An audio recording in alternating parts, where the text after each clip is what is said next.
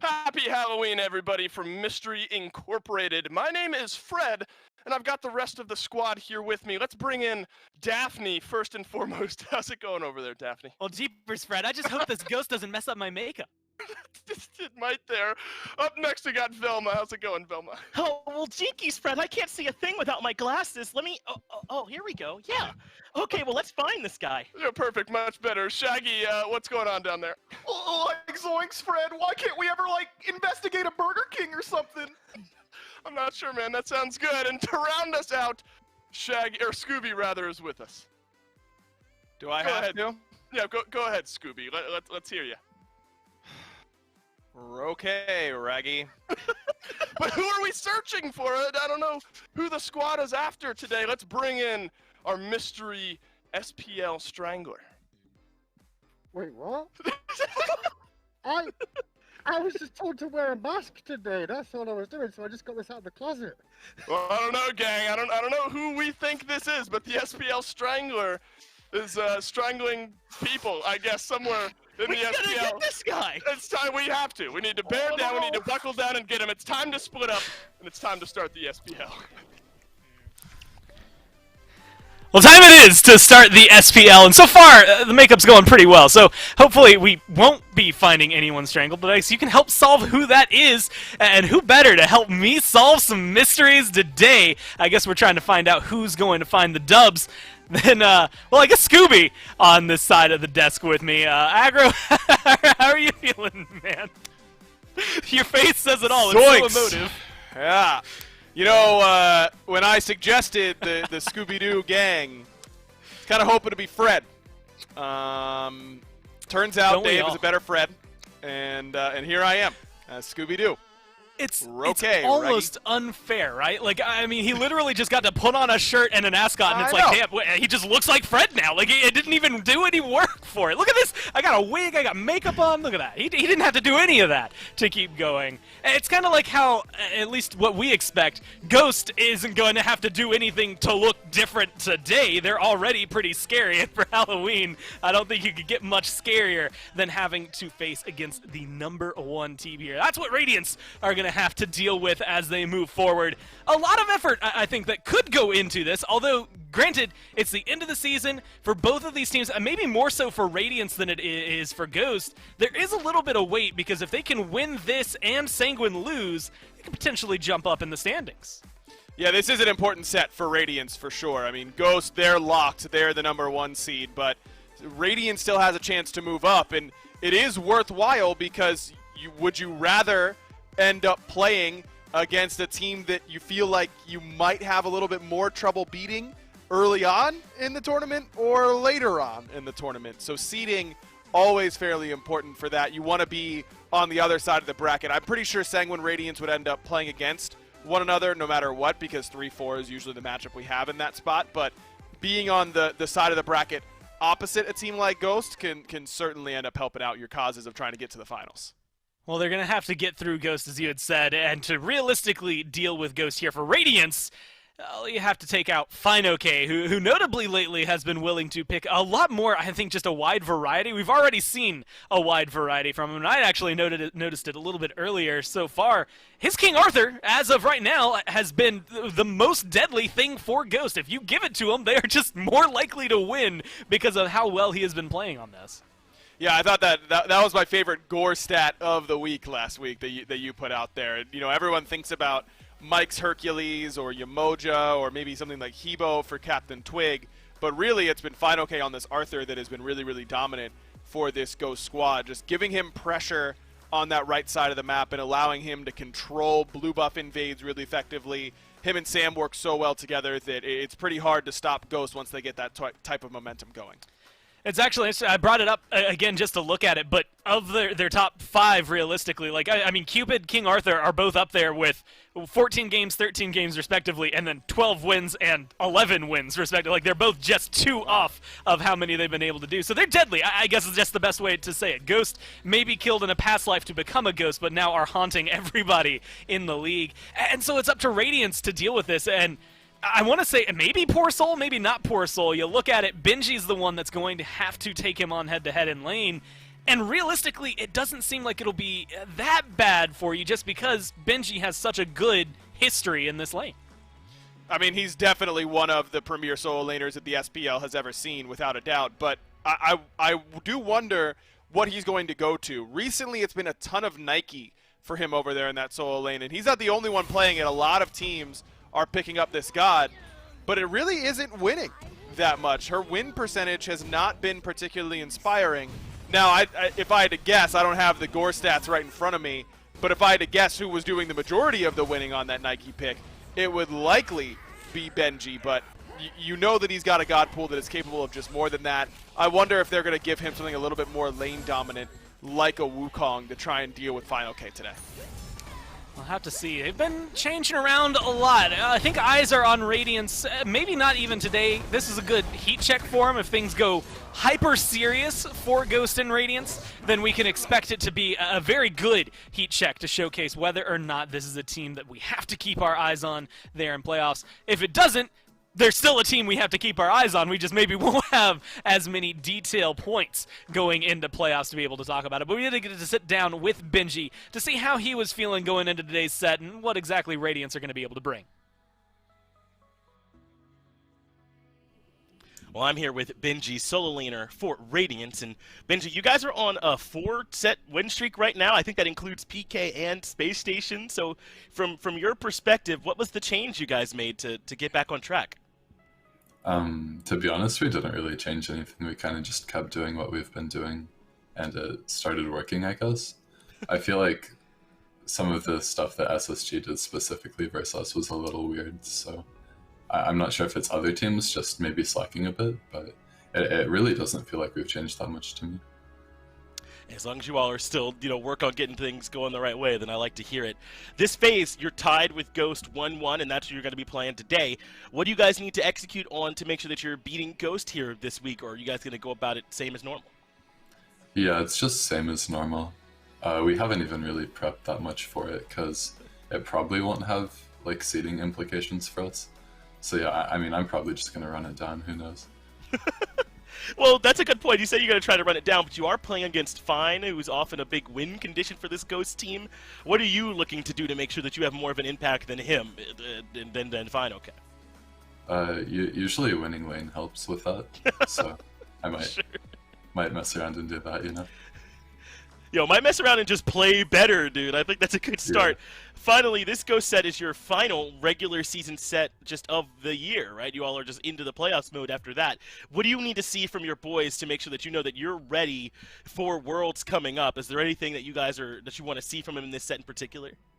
Yeah, the main thing for us, a lot of times when we're struggling, we'll look at like our team play, and then we'll look at it a bit more and realize that a lot of it is just individual performances that are kind of slacking. And I really think with this team, if everyone is on point, we can beat anyone like pretty easily. So that's really just what I'm looking for from the boys. As long as everyone is performing, I don't know who stops you guys. Thanks for taking some time to talk to me, Benji. Good luck in this big set. Yeah, thank you, man. For a guy that has such a big impact in the game, he's so soft-spoken in interviews, not just in this one. We've also done some player spotlights. We talked to Benji a lot throughout the year, and you can always go find that content on YouTube for us. But as of now, Aggro, I mean, everything that's laid out ahead of us, I'm sorry, every time I see the Scooby outfit, I like forgot it was there. I still see me, and I had to sit down. Katie did my makeup for about 30 minutes before we had call time, so we even got to sit around for that. But I completely forgot about being our young Scoobert here. Either way, it's looking like it's going to be a fun one. Sounds interesting, at least from Benji's perspective. Look, I mean, no one runs it down better than Mike. That's a prideful player. Just did one of our one-on-one player spotlights with him. You can check that out on the SMITE Pro YouTube coming soon. And look, he takes a lot of pride in being able to run it down harder than just about anybody. That could be the key here. Who runs it down harder between Benji and PBM? I think I like the supports odds at that one. It is just interesting. I think it's going to come down to picks and bans. There's also a lot of weight, I think, that can come into this game, depending on maybe what we see Radiance do. We'll see Ghost reply. I mean, yesterday we got a Scotty, we got some Apollos, and maybe at least that first game between Knights and Obey didn't seem let's say, up to snuff with some of what we expect from all of the other teams. So we'll have to see where exactly Radiance go with this one. It seems like they were doing their homework, though. King Arthur, the first one taken care of. We talked enough about Fine OK, but I'm happy to see that it pays off. Normally, at least the first couple of bans almost always end up going towards Mike, so I like seeing that Radiance have done a little bit of homework on everybody else.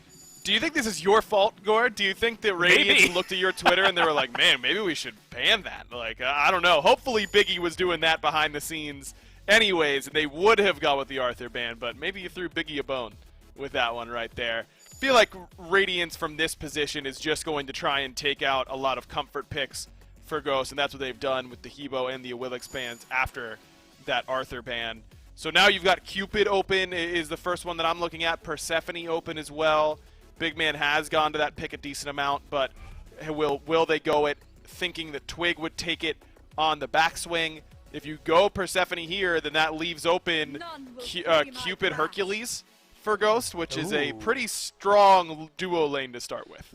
That's a scary one to go up against as well. I mean, already I'm trying to imagine giving a Hercules over period is, well, at least feels like it would be deadly if Ghost even want to go that route. They're actually going to pick up the Set over the two that you had mentioned. Hercules Cupid could still slot in here. Set, this is the hardest thing in the world when he's first pick and there's nothing else to really extrapolate from, because he could go jungle, solo, we've seen for Fine OK, we've seen it go mid, we've seen it go carry. He has 4 roles. Honestly, the fact that we've seen Fenrir come out from Mike the last little bit makes me wonder if he would be the one to try it over there in support. They grabbed that Cupid, so maybe eliminating at least one of those other roles. This Set still up in the air. I'm a little surprised, though, Gore, because Ghost hasn't shown us that they will pick Set yet. This kind of Set-centric meta that's developing right before playoffs, Ghost hasn't really been a part of that quite yet. And now we get a chance to see where they're going to prioritize this Set pick. We've seen Fine OK play it before in solo, but that felt to me like more of a counter pick up against Cthulhu in particular. Now Ghost showing that they're willing to top 2 it.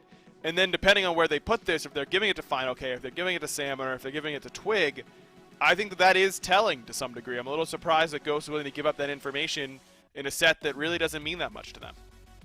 We'll have to see how the rest of this unfolds. Heimdall, Sun Wukong come through there for Radiance, and the Tsukuyomi coming through. I don't know that we've gotten to see that much, if at all, over here. Maybe once. I don't see it in my list, but I'm just taking a cursory glance. So Ghost maybe just trying to get some more gods under their belt at this point, and this is a good way to practice it. But alongside the Set, and this is going to sound really weird unless you watch the Challenger Circuit, but honestly, because of what we've seen in the Challenger Circuit, both of them able to kind of flex into some other roles. At least in the SPL, we've only seen Tsukuyomi jungle, so that maybe, again, takes away another place for that Set to go, but they still keep it pretty ambiguous here for Ghost. They ban out the Kabrakan, the Anubis gets banned. There's maybe only one team in the league that is ever going to have that happen, and it has to be Ghost here. So far, again, for Radiance, it just feels like they are doing their homework. They know what they're doing going into this, and have so far been able to control Ghost a little bit. It feels to me like Radiance is now expecting that this is going solo in the set, and with 2 mage bans, they definitely feel like that Set pick is for Fine OK and not for Captain Twig in the mid lane. And it feels like that would fit Ghost a little bit better to give it over to Fine, but don't forget that Captain Twig's played jungle most of his career, so it's not necessarily a slam dunk that he's not playing an assassin. I mean, he definitely has that capability in his back pocket. As they go to the Baron, this is going to be support almost 100%. This is a favorite of Mike's, loves playing this pick, and in a set where he gets just kind of play whatever he wants, it doesn't surprise me that he goes to the Baron.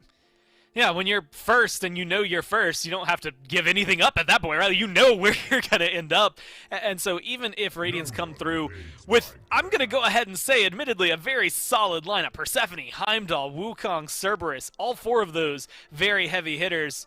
I think that you get a little bit of fun from Ghost, but then you also remember they're the top 5 mechanical players in the league right now, at least as a team. And honestly, there should still be a twinge of fear in your heart if you're Radiance, because even if they're just having a little bit of fun with it, they could absolutely bop with a comp like this coming out of nowhere. It has that surprise factor, I think is what we'll call it. Oh, Geb, so maybe not. Maybe it'll be Baron in the mid lane here for Twig. Set solo, and then Geb's support. there for Mike.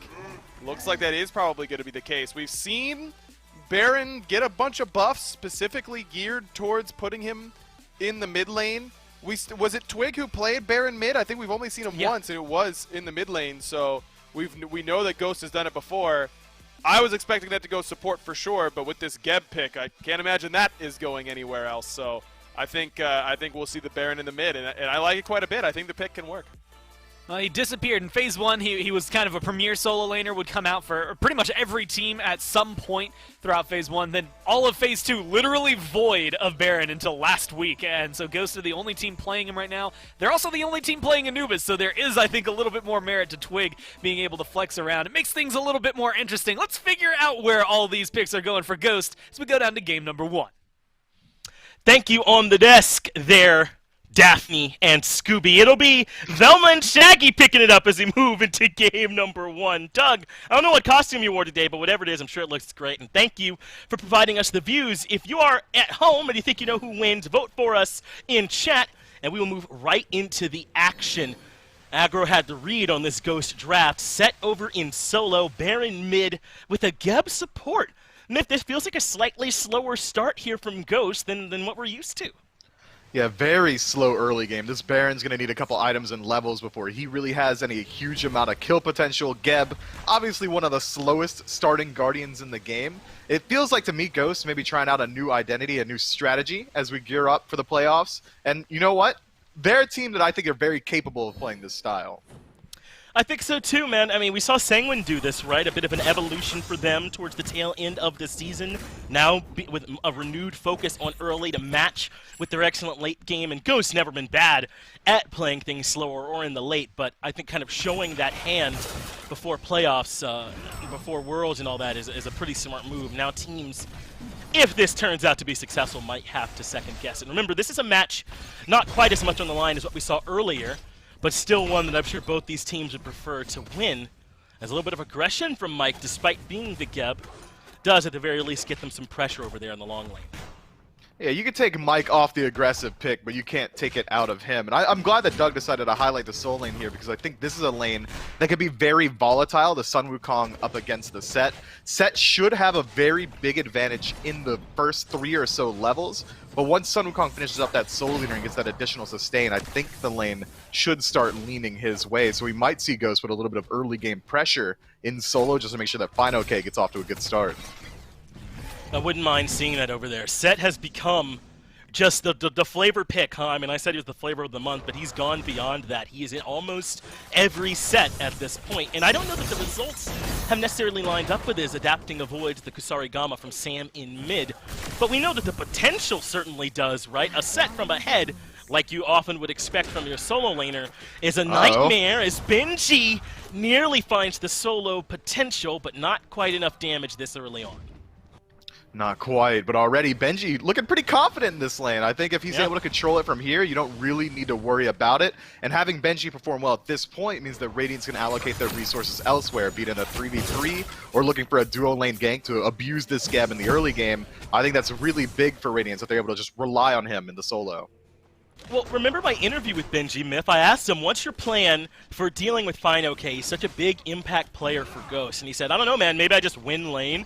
And so far, he's doing that, right? I mean, and listen, I learned that when you joined the team. I think that is how our high-level players think about the game in such simplistic black and white terms like that. Like, I think I'm just going to win. And oftentimes they're right. So we'll see if Benji can follow through. I mean, there's no better strategy, truthfully, than just win, right? I mean, why think any deeper than that when that's an option? Maybe he has to be worried with Sam versus Soccer kind of rotating through, but it looks like blue buffs more so what's on his eyes. And keep your eyes on Sam. This Tsukiyomi, the second he ticks over to level 5, is going to have a ton of kill pressure in the mid lane, in dual lane, anywhere he needs to go. It's very strong at a Heimdall in particular, able to chase him down through the Bifrost with the ultimate. There's a lot of interesting mechanics that come into play here. Yeah, I'm excited to see how, you know, all of these picks are going to end up playing. The Heimdall, because you're talking about the Set in particular, the Tsukiyomi, and how that gank potential might work for him. Twig on this Baron, this is something we've seen, I believe, from Fine in this phase, so maybe showing that Twig can play it as well in the mid lane or at least this season. I'm sure Gore, our stats guy, will get at me if I'm wrong on that one, but we've seen this Baron. It's not a complete shock out of nowhere pick, I don't think, here for Ghost. So I'm interested in how Twig plans on building this. Is he going to go more utility or damage, or what's he going to be looking to provide, and then how he executes it later as Cyclone Spin prevents the knock-up with that Gallarhorn. Adapting is nearby on this Nemesis pick, but not a lot of option, even with the duo lane still level 4, once he shows up on that ward. He does get spotted out there, but Geb's rollout being down and adapting being level 5, I think they may have missed a small opportunity, if not killing the Geb, at least finding maybe 80% of his health bar, forcing him to back up, and instead gonna be a little bit slower on the play, adapting a player that's very content with just farming out the early game. And on this Nemesis pick, he doesn't really need to set the pace. Sanford Soccer's got a much stronger early, so as long as adapting is doing as much as than Sam, he's getting the value that he needs. That's what he's thinking about here for now, as both of them seem to just be keeping their heads down and farming, for the most part, out of the jungle, trying to make sure that they're ready to come out whenever their power spikes are going to be hit. Nemesis is one that we have seen be active at 5, and it's one we've seen wait a little bit until maybe 2 items or so are completed, and then look to get a bit involved. You really got to make sure you're being careful, though. I think both of these junglers, Myth, have so much punish potential.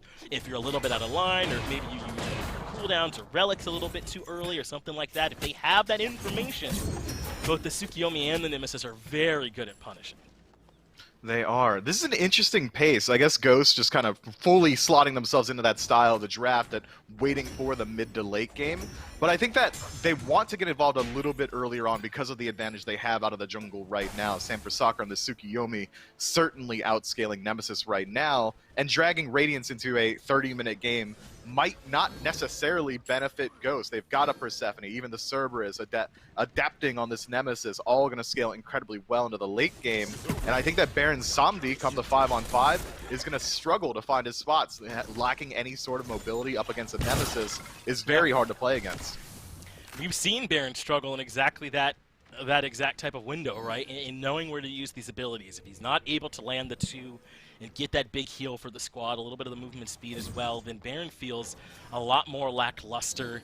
Then you're trying to see if you can find a spot for the Consigned Spirits, for the ult, and it can be tough, man. He's good, I think, when everything is connecting, but a lot of the times the Baron in Conquest and SPL can get a bit punished in that exact type of scenario. But Myth, I don't know if we're going to be seeing that happen for a while, right? Both teams seem very content with this slower pace to start. We're only 6 minutes in. Certainly no one has to look to be active by this point in the game with the drafts we're seeing, but just a bit surprised, specifically for Ghost, who are normally much more aggressive at this point. But the Gab, the Baron, putting the set way over in solo, those things make me think they're very content with this pace.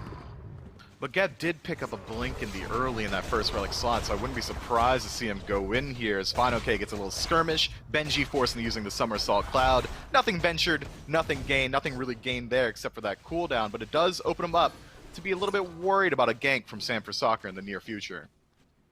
Yeah, it ends up being the King Slayer for that Somersault Cloud over there. The pressure from that ultimate. A big reason why I think Set's so popular right now.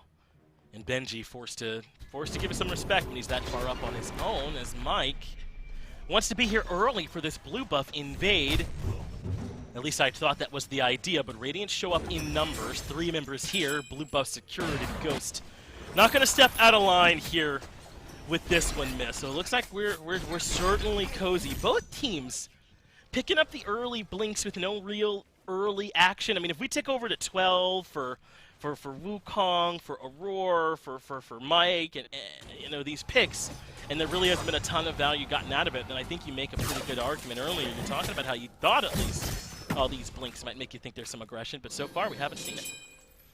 We have not, but already, look, the teams are starting to separate themselves. Radiance is doing a very good job farming up the neutral objectives, the right camps. They've been doing everything that they can to find gold wherever it is without looking for actual conflict, and already about 1,000 gold puts them ahead. That's clean play on the map. Ghost getting a little bit outpaced. Yeah, it actually can't be anything else, right? Because there have not been any skirmishes or anything like that, so some little small edges that Radiance have been able to find so far just off of the map.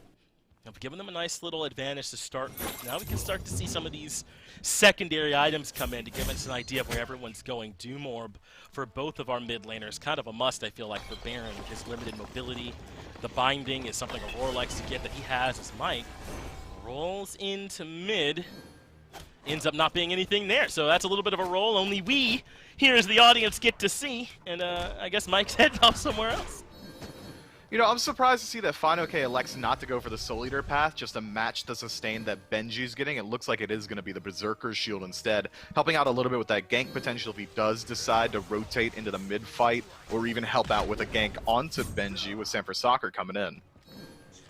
Well, Sanford Soccer is nearby, but Sanford Soccer not going to be looking for any pressure. Still the ultimate available here for Benji, and apparently that is indeed enough for them to be able to push everybody else back out.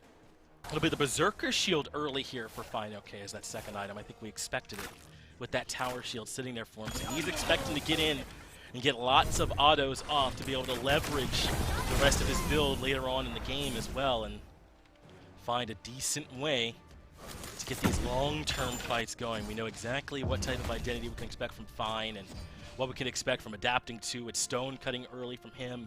Sometimes you see Golden Blade, but perhaps not needed if there's not really any pressure on you in the jungle, right? You don't need that increased clear speed. He's A-okay moving around like this. A little bit behind Sam for sure as he's splitting some of this farm. I guess something to keep your eye on. Radiance have some leads like in mid, but not necessarily in the jungle. And unfortunately for Radiance, even though they are about 1,500, nearly 2k up at this point, and we're getting to the point where Gold Fury is normally in contention, neither team has a real mid laner that can contend with this objective. Neither one can confirm it easily. Big Man Tings, the Grasp of Death, much better used inside the team fight. Doesn't do a crazy amount of burst to objectives, so Radiance likely aren't going to feel confident in pulling it in the early game unless they're able to find a pick first. And the exact same can be said of Ghost, Baron Samdi. His burst, probably even worse. Bone Rush might be the hardest hitting ability on the map right now.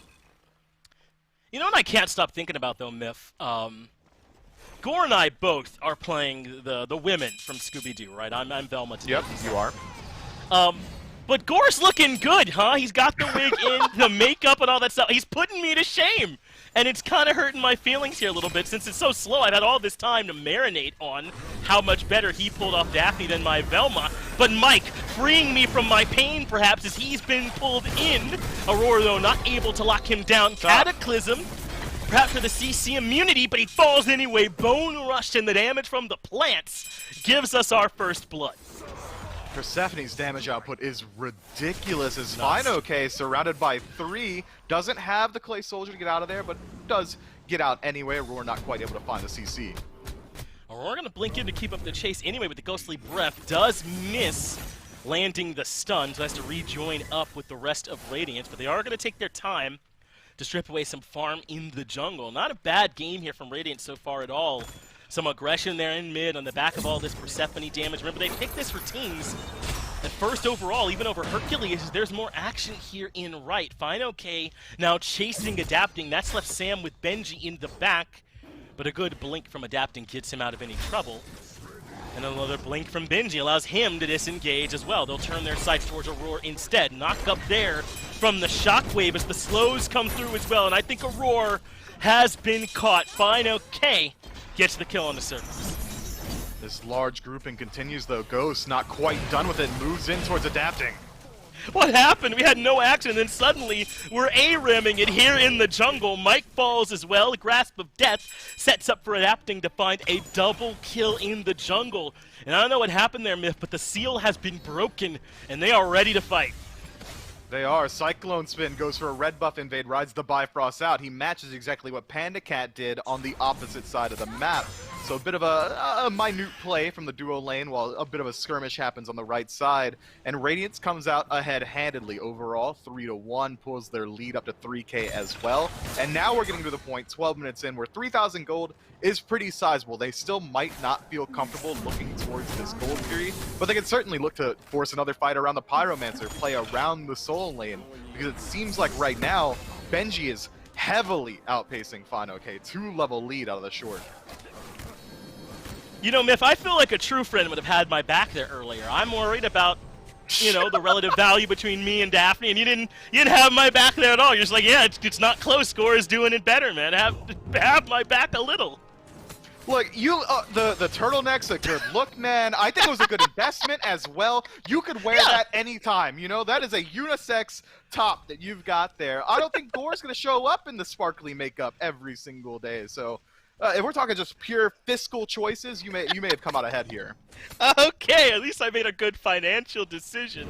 Even if maybe I got a little bit outclassed here in this one. Thanks for coming around to my side there, Myth. But as you covered earlier, things have now moved into Radiance's favor. It looks like they want to exercise that lead. At least they're posturing here near gold, but they haven't exactly started it up yet.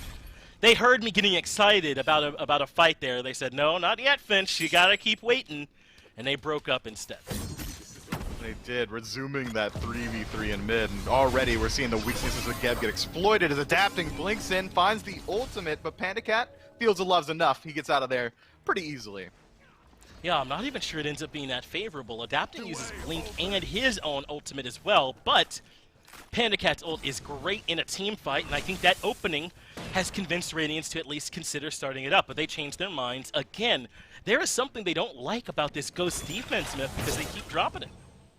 There's a lot of CC, a lot of AoE CC on Ghost, where if you're fighting them inside a corridor, you have to worry about the Cataclysm, or Baron Samdi's ult, or even PandaCat's ult, not in that scenario, but in general. There's a lot that Ghost should be able to use inside of these jungle team fights that should be able to swing it in their favor ever so slightly, whereas Radiance are really relying on exactly two people for their CC. Big Man, Tings, and Aurora looking for it, the Grasp of Death and the Stygian Torment, and if either one of those are down, then I don't think Radiance are really comfortable looking for a team fight just about ever.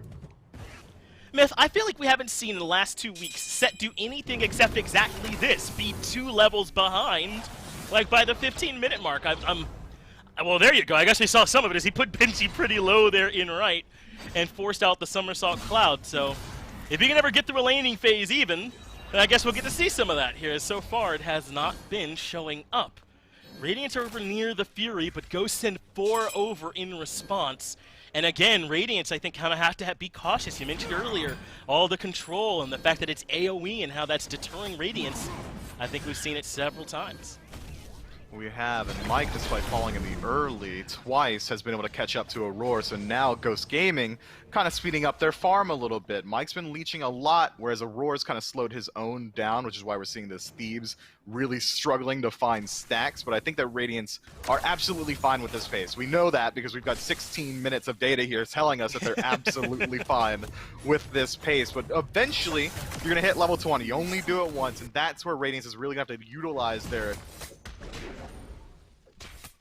We'll see if they can find a way to utilize it, as you're saying, and if that clock is ticking quite the way that we might think it is. Ghost are approaching a point where I don't think there's a lot of Guardians I'd rather have than Geb once we get into the late, right? Shield me, stun them, and make it easy for all the damage to come through, and that's exactly what Geb can provide. Again, some positioning around the Fury, and I think this time they might mean business. It's fine, okay. A level down, diving the tier 1. Somersault Cloud is the response into the Cudgel, but somehow everyone makes it out of that unscathed. No deaths on either side, trading the ultimates evenly. Benji still has both his relics, though, so if these solo laners get involved near gold, he'll have a slight edge. All those plants down, though, Myth, I think Radiance might mean business this time with all that gardening they're doing. They should, and if anyone on the side of Ghost walks in, they're going to take a ton of damage to the face. But every single time we see a fight happen in the solo lane, if FineOK doesn't finish off the kill, Benji won the fight. FineOK has to go back to base to recharge his health bar. Benji has to Jinku bang a wave twice, and he'll be back to 100%.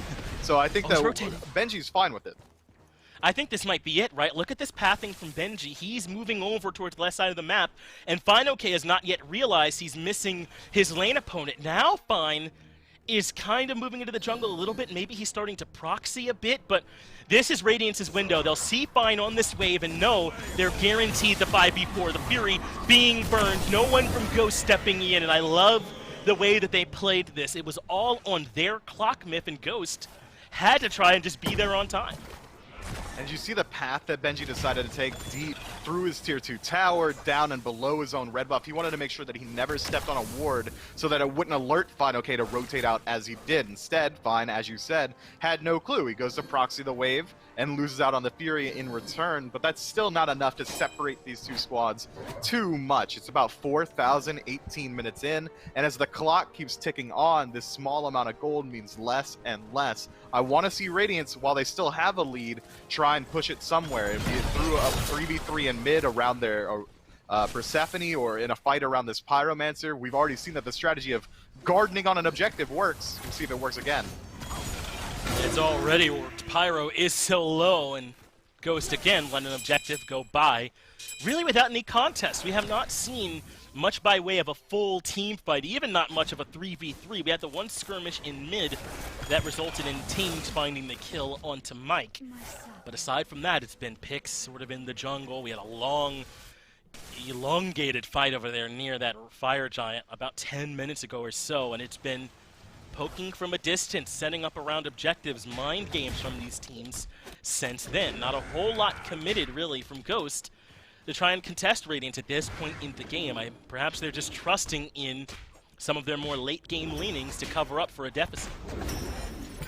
You could do that, but eventually you need to stop the bleed, and the bleed's starting to become a little bit ridiculous. If Radiance is able to sneak away with another Gold Fury or even pull the Fire Giant, they might be able to with the amount of resistance we've seen from Ghost so far, and that's 0, by the way. They're not willing to fight even in the slightest. Radiance could just win the game. You can wait as long as you want, but eventually Ghost is going to have to snap shut that trap. Aurora's lurking outside the tier 1 with plenty of damage behind him. If this is a Blink Stygian Torment, at the very least you must beads, but right now it looks like they're slowing down. They are pushing the minion wave in, though. I think they want to try to 3v2, force this in. Adapting steps in right behind. Aurora is the one forward. He gets the stun and the Stygian Torment to follow up, so Mike gets pulled in. But this Geb is tanky. Aurora leaps away from the Baron ultimate as Benji has now joined the fray. 3 ultimates committed there in mid-myth, and they don't find anything, and now it is Fine OK's turn to get involved. Sam is right behind him, but Benji behind everyone. Somersault Cloud damage is big, and that is enough to deter Ghost for now. Twig has no way to close the gap in these fights. The CC really never comes through. We didn't get a ton of CC out of the Geb either. And it just fizzles. Benji drops too low. He's the best frontline tool that Radiance has at that point after the Stygian Torment goes down. So there really is no engagement. But the healing from Captain Twig came into play in a big way, not only speeding up the dive of Fine OK, but also just keeping his teammates topped off. PBM and Twig both were pretty low there. And it keeps their tower standing, but for how long? Radiance has seen now that they could still win a team fight, even if they don't confirm their kills. You can see that Fine OK, I think, is a bit more impactful at this point, right? I mean, he's caught up in levels with Benji, only about half a level or so behind as Aurora. Gotta be careful, there's plenty lurking in the jungle. He makes it back to the squad and is A-OK. So I think a lot of pressure now onto Benji to make sure that it's not just the laning phase where he found pressure and out rotations. He's got to find that in these fights as well. Radiance getting a ton of poke, though, from Persephone. I feel like that is Baron's best thing, and Persephone does it so much better. Yeah, Baron's only hope in these fights is he's not matching the poke, but he might be able to heal up a little bit of the poke and win that way slowly throughout a long team fight. But that was one of the best scenarios that we could have seen for Fine OK to pop off. All those ultimates used by Radiance before he even has the chance to show up, and he still didn't get as much value as I would have liked. Adapting, not able to find the slice and dice slow. Good retreat from Fine. Now he blinks in, ultimate dropped. Slice and dice does connect, but not able to get the slow in this form. Boy, have they got him low, and Benji picks up the chase. Good shield coming out from the Geb. Cataclysm immune by the Stygian Torment, but Fine OK lives, and it's Aurora who falls. Grasp of Death, though, from downtown from Tings connects, but this fight still belongs to Ghost. They get 2, and Radiance only find 1. Now with the 4v3 advantage, where can they look to go? Fury respawns in 10, Pyro not far behind that. They've got a window. And Ghost still have a couple ultimates available as well. Sanford Soccer and Twig maintain theirs throughout the entire team fight. They can go anywhere on the map right now. It's their oyster. They can go for the Gold Fury. They can look to push down the Tier 1 tower. They've got 30 seconds left on Benji's respawn, and he doesn't have teleports. They know wherever he's coming from is going to be walking straight from base. I think Ghost could very easily have gone for Fire Giant there. That is a huge fight, though, for Ghost, right? I mean, with all that pressure that Radiance put on the Final K from the start of that fight, and I don't know, Myth, that was such a telegraphed and delayed gank on the Final K over there, and that commit kind of set up the whole fight in favor of Ghost. But I understand Adapting's mentality sticking with that engagement. Once the set jump is down, all you need to do is find a couple slows. You have a roar on the flank to help you out with the CC as well, and you just need to blow them up. Unfortunately, we saw that this Nemesis damage with this auto attack centric build is good if he's allowed to land a ton of autos, but Set walks just as fast, if not faster. It has the slow as well to make sure that Adapting has to struggle to find those auto attacks and survives just long enough for PBM to find his way in with a shield. Now that's the Pyromancer going down for Radiance. So still the ones controlling the neutral objectives at the very least. And they want the biggest one, Fire Giant being looked at. The knockups do land, but Ghost are right here. Final K blinking in over the wall. Not with the Relic, but with the kit. Grasp of Death connects in the back. A Stygian Torment from Aurora finds nothing, and he gets a bunch of ultimates put on his face. Sam finds the very first kill of this engagement. Benji, though, does a good job getting Sam low, so Tings can find the kill. But now Benji has to make his way out of there with low HP and no ultimate. Cyclone Spin uses the Bifrost into the back of the fight, and Panda Cat hunts him down. That makes it 2 for 1 in favor of Ghost. And Myth now, Ghost have won 2 fights in a row, and very likely this FG. Frenzy popped from Mike. They've got the objective low, and Adapting can't make it in. This game now in Ghost control. It is. Adapting forfeits his life there, stepping forward. The blink is good to get him out of a sticky situation, but Panda Cat's definitely on the chase. Panda Cat does eventually dash to get away from Benji, but I think they're going to let Adapting go. I thought he was dead as well, but he makes his way out of there. So it ends up being a 2 for 1 plus FG in favor of Ghost. Now the kills are even. The gold is even, and this game, if it's even, you got to think it favors the team with a late game Geb on it, right? And they're starting to make this set work as well. Ghost are kind of hitting their stride. They really are, and so far, I don't know if you've noticed it, Ghost has ignored Big Man Tings in every single fight. They're allowing him to do whatever he wants. They haven't attacked him. He doesn't go touched in that entire Fire Giant engagement.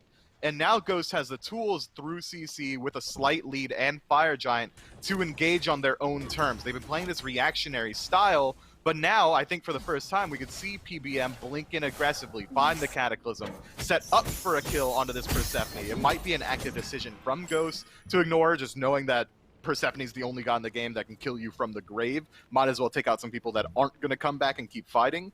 But I think now Ghost Gaming get to choose their engagements where they want to go, and Big Man Ting should be target number 1.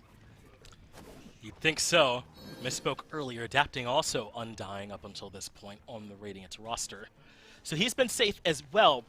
And, you know, I think Adapting's pressure onto Fine, I just don't know if that's going to be his best option. The slow immunity in the kit there for Set. We saw it save him in that dash earlier, in that escape. Adapting going to need to find someone better to spend his attention on. As Ghost are now pressuring the Tier 2 tower in left. They've brought it down successfully. A soft defense here from Radiance as they let this one go. And still plenty of time on the Fire Giant here for Ghost if they want to grab these last 2 remaining Tier 2s. They're slowly making their way to mid, pushing up the wave. Going to look to threaten this one as well. And Tings is just going to be this deterring factor. The poke from a range, the ability to just lay down all these unmitigatable traps. It's going to be hard to walk through them, and he's the reason, the sole reason on the side of Radiance that Ghost decided to go for the Tier 2s instead of these Phoenixes. They're playing for the safe style, trying to establish a lead as they gear up for the secondary Fire Giant. They move in with Mike first. Makes 6. Good poke from Twig has now brought Benji a little bit low. There's the Fields of Love, though, coming out for Panda Cat, and that does put decent damage onto Aurora, who immune to the CC at least. And it's fine OK moving in with the ultimate that falls. Sam gets Cyclone Spin in trade, and the ultimate takes him to Tings for the double. The first fight where they get rid of Tings, and maybe coming when they most needed it. That is the mid-tier 2 down. Now they got the 4v3 if they want the middle Phoenix, and boy do they want it. They've got it low already. And that is the structure going to Ghost. They've broken open the base for the first time in Myth. This game felt paced in favor of Radiance the whole way. Ghost took a couple of very patient fights, and suddenly, here they are breaking things open. Adapting finds Sam in the jungle, but maybe not the best fight ever. Finds a small heal from the Baron Somdi, and Adapting disengages. It's Halloween, Finch. Ghost Gaming's dressed up as Sanguine. They don't care about the early game anymore. They're playing for the late, and it's a good look on them. I mean, if we want to talk about costumes that got value, this is one that they're going to be able to put on at Worlds, at playoffs. I love this look on Ghost. It's a great look here for him, isn't it? I mean, we already knew that if you gave Mike the Hercules or Sam something like an Erlong or an early game pick, then this game could end in a hurry. But we're seeing this different look here from Ghost, a patient play style where they spring the trap on you 24, 25 minutes in, and suddenly they're in complete control. And now the holders of about to be more than 5K gold lead, make it more like 6 or so. And they've got map control as well. There's no tier 2 towers left for Radiance. The mid Phoenix has fallen, and it is right around that 6K mark for this gold lead as well. They're in a great spot. And Radiance starting to struggle, man. I don't know what their way in is. I mean, maybe Aurora with the Stygian Torment, maybe the Grasp of Death. They don't have a lot of great ways to start these fights off on their terms. I don't think they need to look to start the fight themselves now. Ghost with a lead in this dive-heavy comp between Set and Tsukiyomi. They should be able to play reactionary, and that might be the best case scenario for Radiance. They can have Aurora play in the backline, peel for big man Tings, force Ghost Gaming to walk into Persephone's veritable cabbage patch as she's able to plant wherever she wants, and then have Adapting off the back of any form of CC. Even if it's a front liner that gets CC'd on the side of Ghost, strip away that defense, and find a kill there. I think that Radiance's draft can work from behind. They just have to play incredibly safely and try their best not to take these fights in neutral territory. And look at this last item that's come in here for Mike. If that is the Staff of Mirrodin. After the ultimate, he'll get a double cast of that next ability, and Geb has some great choices. I think I'd be happy with double Shockwave or double Shield, but if they're the aggressors, double Shockwave is hard to beat. We might get to see it here, as the Fire Giant's already down to half. Ghost is in control of it, and Radiance are lurking nearby, but there are big Fire minion waves coming down mid. You can see them pushing already, and Radiance will have to reckon with this. The Fire Giant is down. It belongs to Ghost, and Radiance are now on the retreat. But Adapting is heading like he's trying to meet in mid. He knows he has some waves to clear up. He does. Radiance has to push that as far forward as they can before Ghost is able to get down onto this right side. It's a slow back from Radiance. If Ghost spotted out, it's really only Cyclone Spin here on the defense. Unfortunately, Ghost doesn't have the overhead view like we do, so they don't know that opportunity had arisen for them. So they're going to wait for the minion wave and work their way in like that. So it'll be a 4-1 split, at least for now. Sam pushes up the midway, so there's pressure in both lanes, and has now rejoined the squad. It'll be a full 5-on-5 here in right. Relics are available for everyone. No Frenzy for Mike for this one, but still has that Mirrodin, so it's almost like having another relic. It feels like giving you that extra ability. Now they're splitting things up more. Fine OK pushing mid. Sam is pushing left. It's a 3-1-1 split here at this point, and Fine OK is going to join Sam for a 3-2 with the map completely split. Myth, I love this. How can Radiance afford to defend the two side lanes at once with the lead that Ghost have? I don't envy him, and it seems like Aurora wants to fight now. They're split up, let's go in, but he loses his life. Yeah, too many ultimates dropped on him, and he falls first, but great work from Adapting to get to Twig and find damage onto 2. Tings deals with Mike as Adapting essentially gets a triple. It's a double, but he's set up for the third one there as well. Now Fine OK stuck in the middle, looking for his sustained damage, but it isn't enough. Cyclone Spin with the defense. Radiance stuff them at the base, and now can start to push on their own. But it's a calculated loss from Ghost Gaming there. They know that they still have their towers available. It's going to take a long time before Radiance is able to work their way in towards their base. And meanwhile, losing a team fight, we see a left side Phoenix go down. The efforts they put into mid make sure that the minion wave is able to clear out that mid Phoenix. I think Ghost Gaming, despite falling 4-1, come out way ahead there. I think you might be right, Myth, especially because Radiance don't seem to be able to do anything with this time. Cyclone Spin and Benji at the least will get this tier 2 tower in right, but Tings is to go push up the left wave. Adapting farms a bit, but has to help push up mid. Ghost's position at this point was so ahead, so comfortable that they leveraged it even in a losing fight.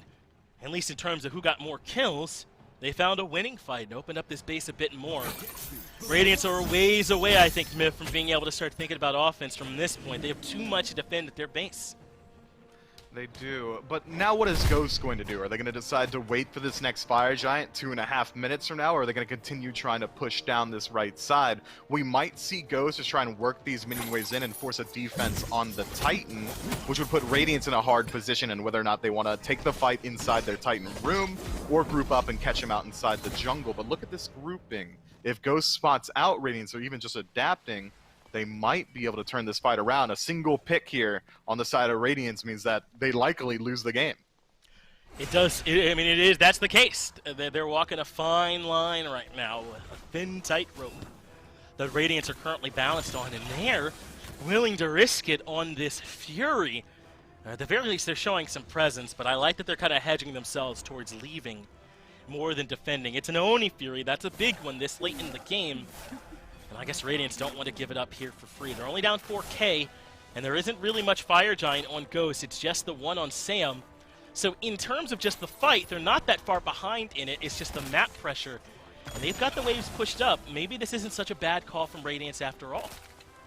But the longer the fight fizzles, the longer Ghost is able to just keep Radiance standing here, those waves that are pushed up aren't going to remain that way.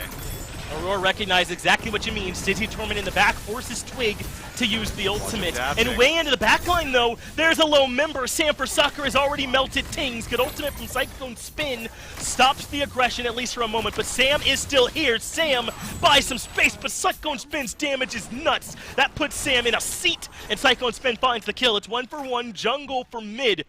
But look at the minions, Myth. This is why Ghost always had the advantage. The minions are pushing onto the Titan. Cyclone Spin has to go to left to defend, and Ghost ends up with the Fury anyway.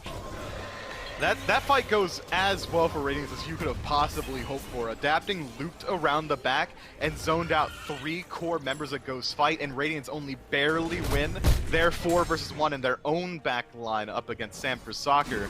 I don't think you can rely on Adapting to distract 3 members every single time and make it out of there alive.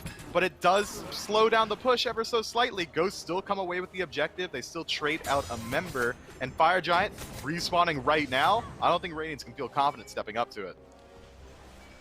Yet they do have a little bit of presence here. Now there's Oni waves pouring down every wave on top of the fact that this most recent spawn are still fire minions as well. Really tough to deal with. But Cyclone Spin takes care of the ones in left. Benji and Tings are in mid. Meanwhile, Fine OK's in trouble. Fields of Love on him. Too much damage from Fine. And a huge shutdown kill for Ghost. The first kill onto Adapting all game. They pull in Aurora with that Life of the Party ultimate. That puts Aurora in trouble. Good mantle proc.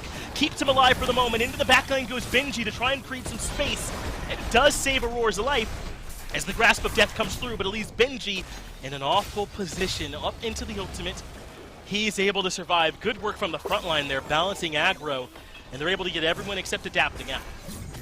Yeah, a slight misplay around the Geb ultimate didn't completely cover the CC chain properly, allows Aurora to make it out of there alive, but that mid Phoenix so low has 1 more fire minion wave. It should be enough to distract Big Man Tings for a little bit longer, opening up an opportunity for Ghost to steal away a fire.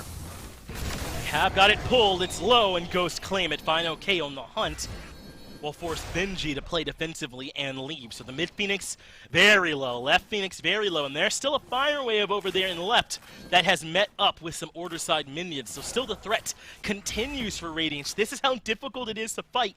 Once you've lost 2 Phoenixes, you have so much to defend, and Sam just goes up and takes the middle Phoenix. That belongs to Ghost now, and now they have to somehow deal with the left Phoenix as well while defending all the pressure in right.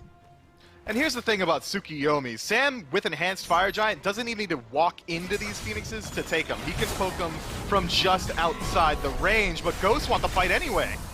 BH from Tings gets him out of the Cataclysm from Mike, but Aurora is the one low. He and Benji are in the back line, and Stygian Torment finds no one. Tings is in the clutches of Fine OK, and no one escapes from that. Adapting at least gets Sam in trade, as Captain Twig finds a way to kill Aurora. Ting still doing damage from the grave, but Afting finds his window and moves in looking for Twig.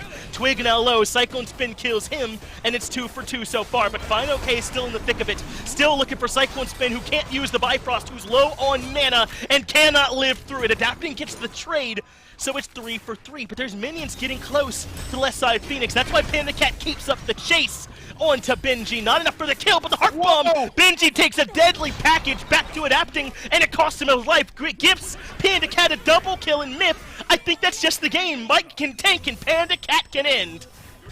If I'm Adapting right there, man, I am raging. Keyboard broken over the knee. Benji needs to hold that L on his own. He didn't have to drag me down with him.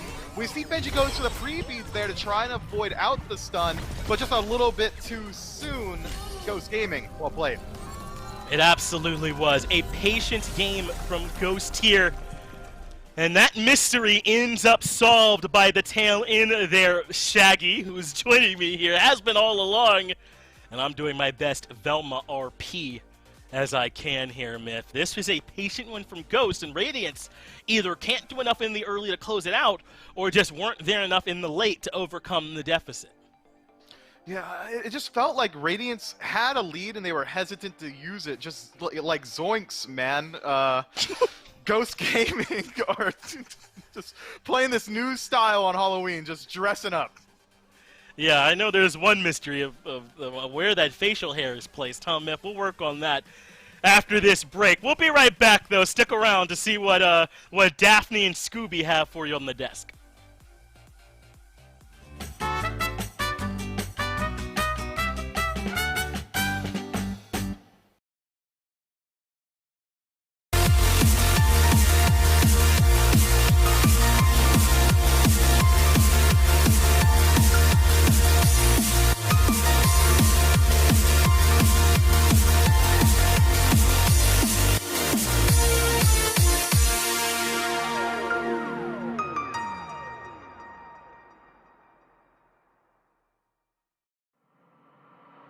Running full system diagnostics. Machine status fully operational. System online. All stations are now enabled. Target dog the resistance. Operation Overkill.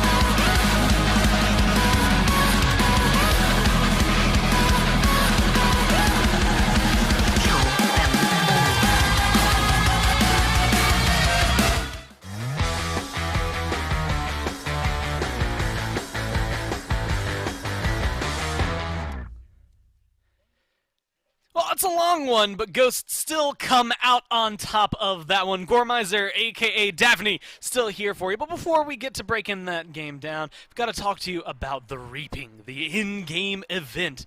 Tricks and treats that are going to be going, and I believe until just today, as Halloween is what marks the end of it. You can get discounts on all of your favorite spooky-filled chests, and if you log in each day, you can get in-game events as well as giveaways. So make sure that you're getting those rewards. If you haven't already, today, I believe, is your last chance. There were jump stamps, avatars, all sorts of good stuff that you could get just for logging in, playing a few games, getting some wins. So make sure you get out there and play some Smite, because then you can try to emulate what we just saw from Ghost. Maybe you and 4 friends if you're lucky enough. Because Aggro, I guess I should say Scooby, as I was talking to you backstage while we were watching that, at first I was giving it up and I was kind of like, this seems almost jokey from Ghost in terms of a composition. And then I remembered Geb Shield and how much health it gives you, and it got to the certain point where it's like, it doesn't matter who he puts that on, they've got 2 tanks at any given time. And look, everyone thinks of Mike as the aggressive support guy, and for good reason. He does that very, very well, but people forget that at the very beginning of his career, he was a very big Geb Athena player back in the day, a little bit more traditional support, and clearly still got it on that pick. Final K in these team fights, though, was an absolute menace. I mean, he was putting out so much damage and taking so much damage and being able to shrug almost all of it off anyways. I was really impressed with his set game. Panda Cat was lights out on this Cupid, constantly just standing where he needed to stand, made sure that it was very hard to go on him, and then ended up punishing all of this very aggressive dive from Radiance, including the heart bomb that he put on Benji, which was then delivered to Adapting to kill him, which was a very big rut-row, if you ask me. 33,000 damage. A lot of it coming down from... I think it's interesting. You see 30,000 damage from Tings, Final K at 33,000, and yet, of course, the people who have the best slash lines in the game are Adapting and Panda Cat, who, well, Panda Cat's still able to put up 22k, Adapting lowest on his team, save for Aurora. Maybe finding some last hits in there. Either way, Ghost Gaming looked pretty solid throughout all this. I think it's just difficult to deal with. You get the life of the party from the Baron pulling everybody into then a Fields of Love or a Cataclysm, or if you're unlucky, both at the same time. It just felt like they were perpetually locked there. And Ghost just had a really good CC comp for team fights, even though sometimes it didn't quite go their way. Look, Ghost backline is just so good at taking these initiations and then turning them around for their favor. Panda Cat and Twig work so well together on laying down Fields of Love directly into life of the party so that Aurora can't just jump out of it, and then you're insta-killing the tank. You're getting some damage off on everybody else at the same time. Mike is there to peel, and then Sam and Final K are kind of allowed to just go into the backline and do whatever they're going to do, which is basically just eviscerate the enemy backline because they aren't doing quite as well. This Ghost team, when they're playing like this, they're just tough to beat. And this was with Radiance, I think, playing the early game very, very well. I thought Adapting had one of his better early games he's had recently in Phase 2. Benji was making early rotations. This was an objective-oriented game early on here for Radiance. I thought they did a good job of that. It just wasn't enough. Ghost just out-team fought them down the stretch. Now, we can sing the praises all we want, but it still took them 38 minutes to find that win, right? So Ghost, even though they do a great job getting there, it takes them a little while to go forward with it. But we'll have to see what game number 2 is going to bring us, a trick or a treat, as it comes into it. Ghost, again, I think just as merits, and maybe this is bias that comes through, but with a name like Ghost, you have to win on Halloween. I think it's legally and contractually obligated for everybody. I'm not sure. We'd have to get some people who actually understand and maybe could read those things to really figure that one out, but that's how I would be leaning. So far, the bans are going to come out as, well, hey, just the same so far. I mean, Ghost, I don't know that you can run a comp like that back, but if the bans go the same way, do you try to? You can. I'm personally just never really a fan of going the same full 5 that you did. I mean, it's a little bit better when you've won versus when you've lost, but in my mind, these players are just so good, you can't really give them 2 looks at the same idea and expect to have a different result if you're losing or the same result if you've won. These players are just too good to get beat by the same thing twice oftentimes, unless you feel like you really outdrafted them super heavily, but Radiance makes the necessary adjustment, goes straight into the set pick first overall, which we can assume pretty safely this is going to be for Cyclone Spin.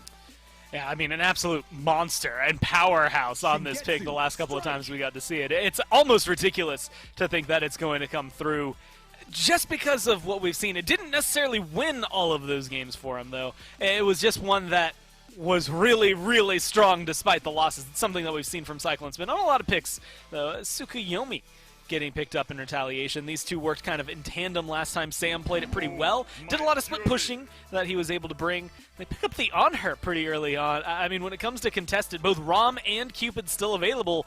On her wasn't really that high on the list for a while. Agreed, but maybe this is just something for PandaCat that he feels like he can create space up against this set. I mean, you've got the long-range True. slow from Shifting Sands, you've got a jump, and you've got the Impale to create space as well. Maybe he feels like with the Heimdall band, this is the safest thing that he can go for. And I think it might really be the case because sometimes the best safety that you can get is by being the aggressor. And Anhur can do that really well. I already covered how he can get set off of him later on into the fight after set starts to get some of those items. I like this idea if that's where the Anhur is going. Just try and out-pressure the set early enough and then have some good defensive tools later on, as opposed to something like a Jing Wei where you're just running away for minute 1. Well, this got banned last time around. We got to see what the Nemesis can bring, but the Cabrakan was banned away from them in the second ban phase. Radiant's going to grab that up early, presumably here for a roar because the Nemesis and the set are there. I have high doubts that Adapting's taking it into the jungle, so getting some pressure. If it's a Cabrakan set lane, I can only think of the damage that it's going to come through. Control aside, whatever else comes with it, it is just purely the amount of damage that those two can do together. This raw healing's going to be nice, and I think they're going to need it throughout a lot of this. They ban out the Morrigan. They now have to play some damage control in the mid lane here. As Radiance, I mean, that's a pretty terrifying 3. It is. A lot of damage coming from these 3. Not the most hard CC, even though Cabrakan has those 2 stuns and then the wall, but a lot of slows coming from Set and Nem, which is why I really love this raw pick right away by Twig, getting that slow immunity into the mid lane.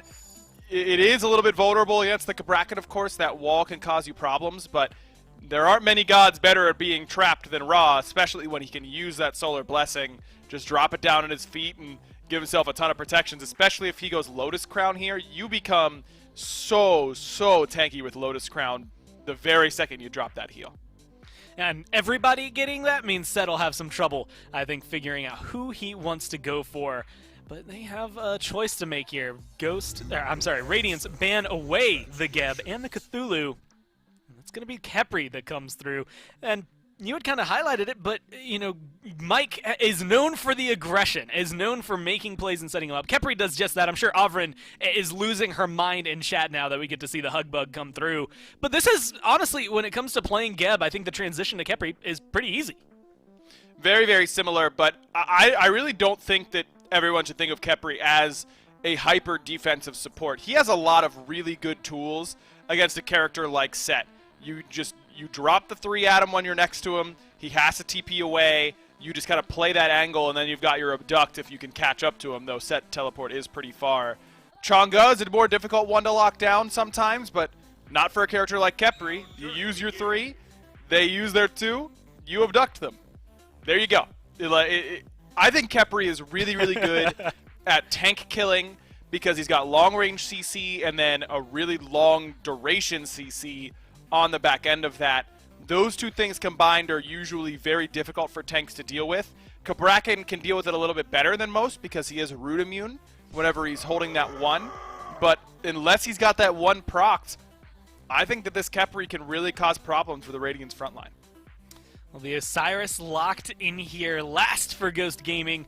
Maybe the anti-heal comes through. Maybe it's just the warrior prowess. He's going to be more than likely matched up against the Wukong. But how do you think that he fares, I think, altogether? I mean, Ghost make a couple of changes through here, some that they made the decision for, some that were kind of forced for them. It feels interesting. I don't know that, to me at least, that it feels Ghost Gaming, but at this point, they're the #1 seed for a reason. They should still be able to make this work, right?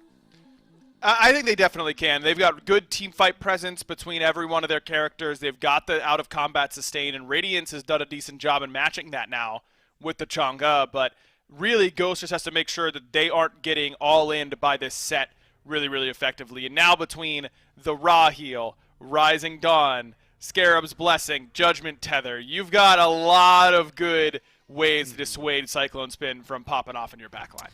Well, it's time to find out whether or not Radiance are Ghostbusters or if Ghost will just win this one 2-0. Let's go down to Game 2 and figure it out. Hey, that's another great group-themed costume, huh? Ghostbusters.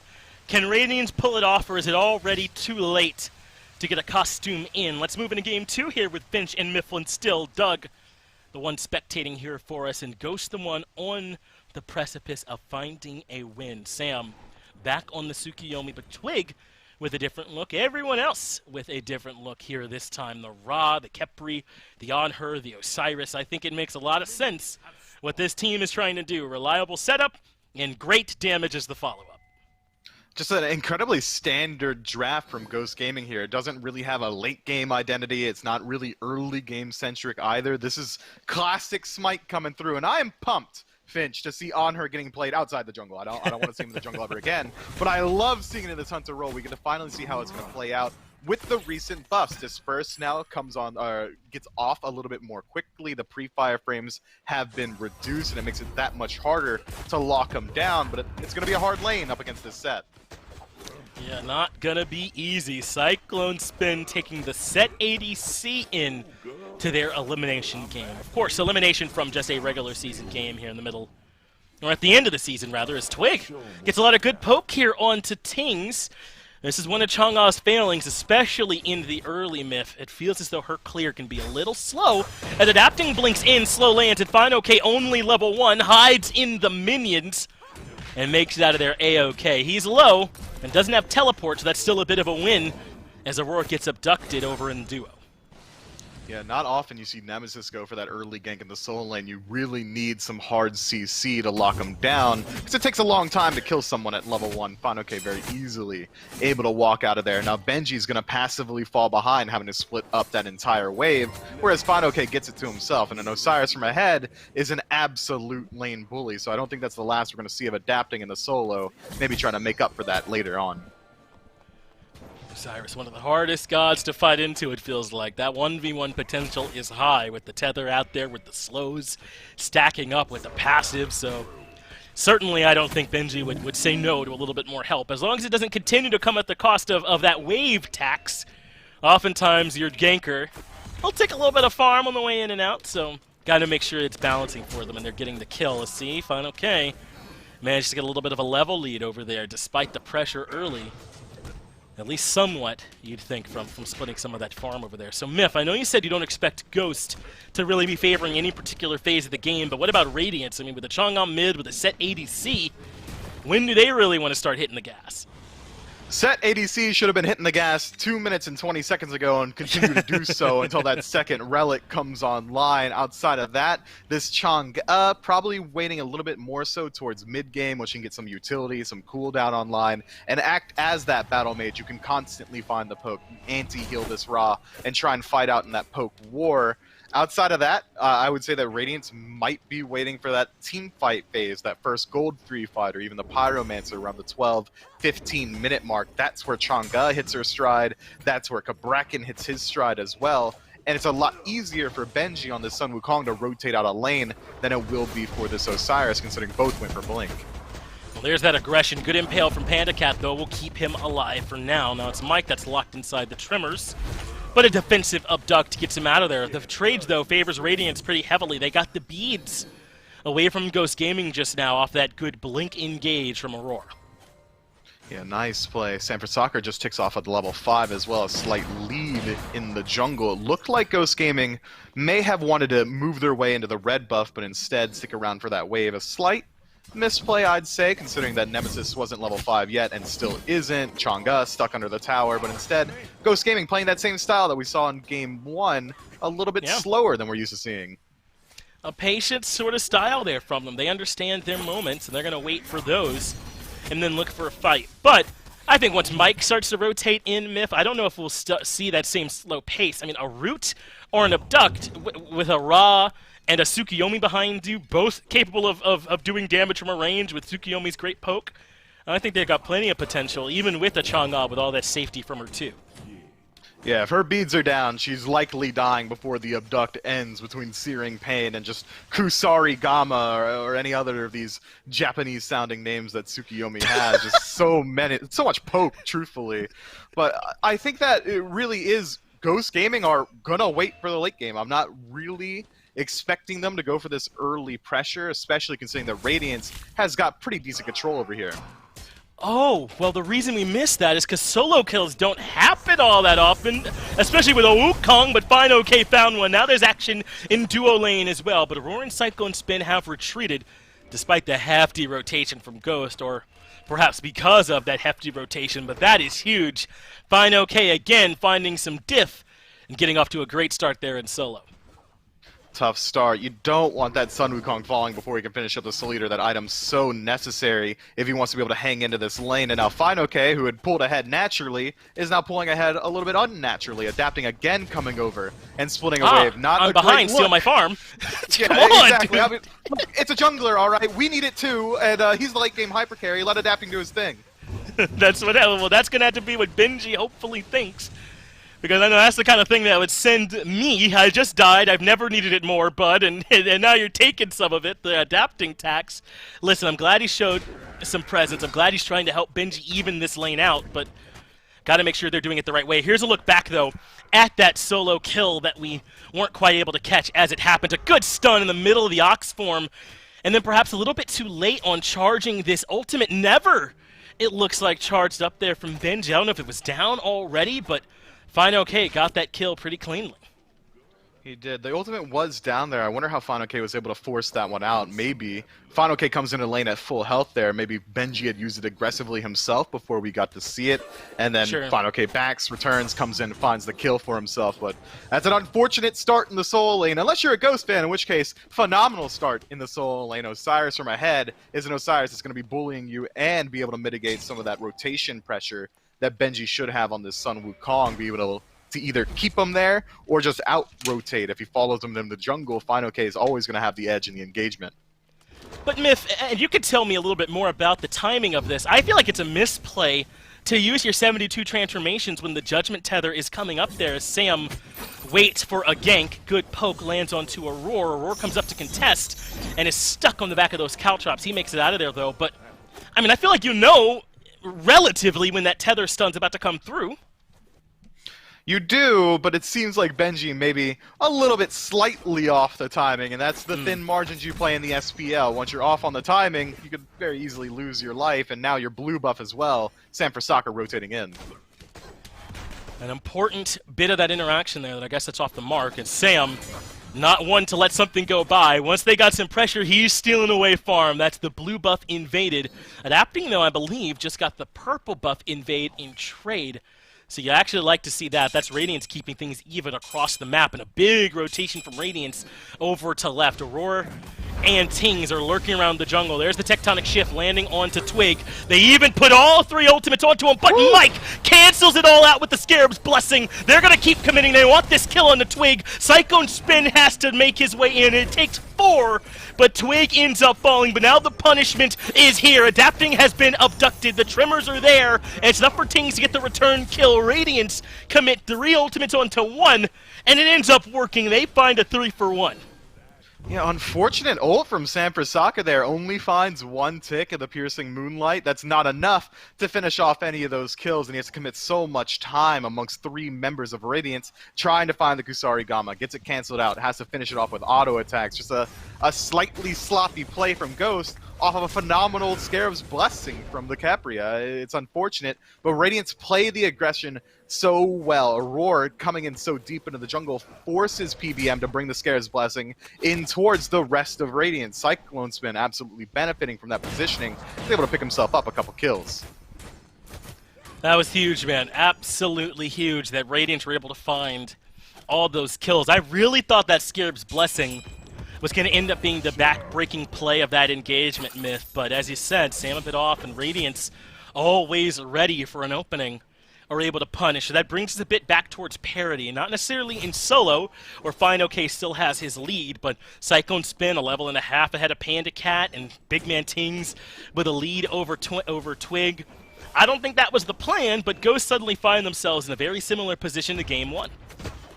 They do, but this time at least not as far down. Radiance not even too far ahead as Ghost Gaming continues to find this onslaught of pressure in solo, playing around their biggest player.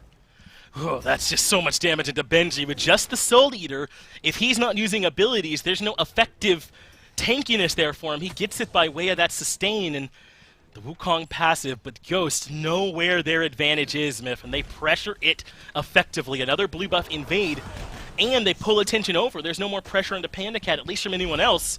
Though I think Cyclone Spin represents enough on his own over here.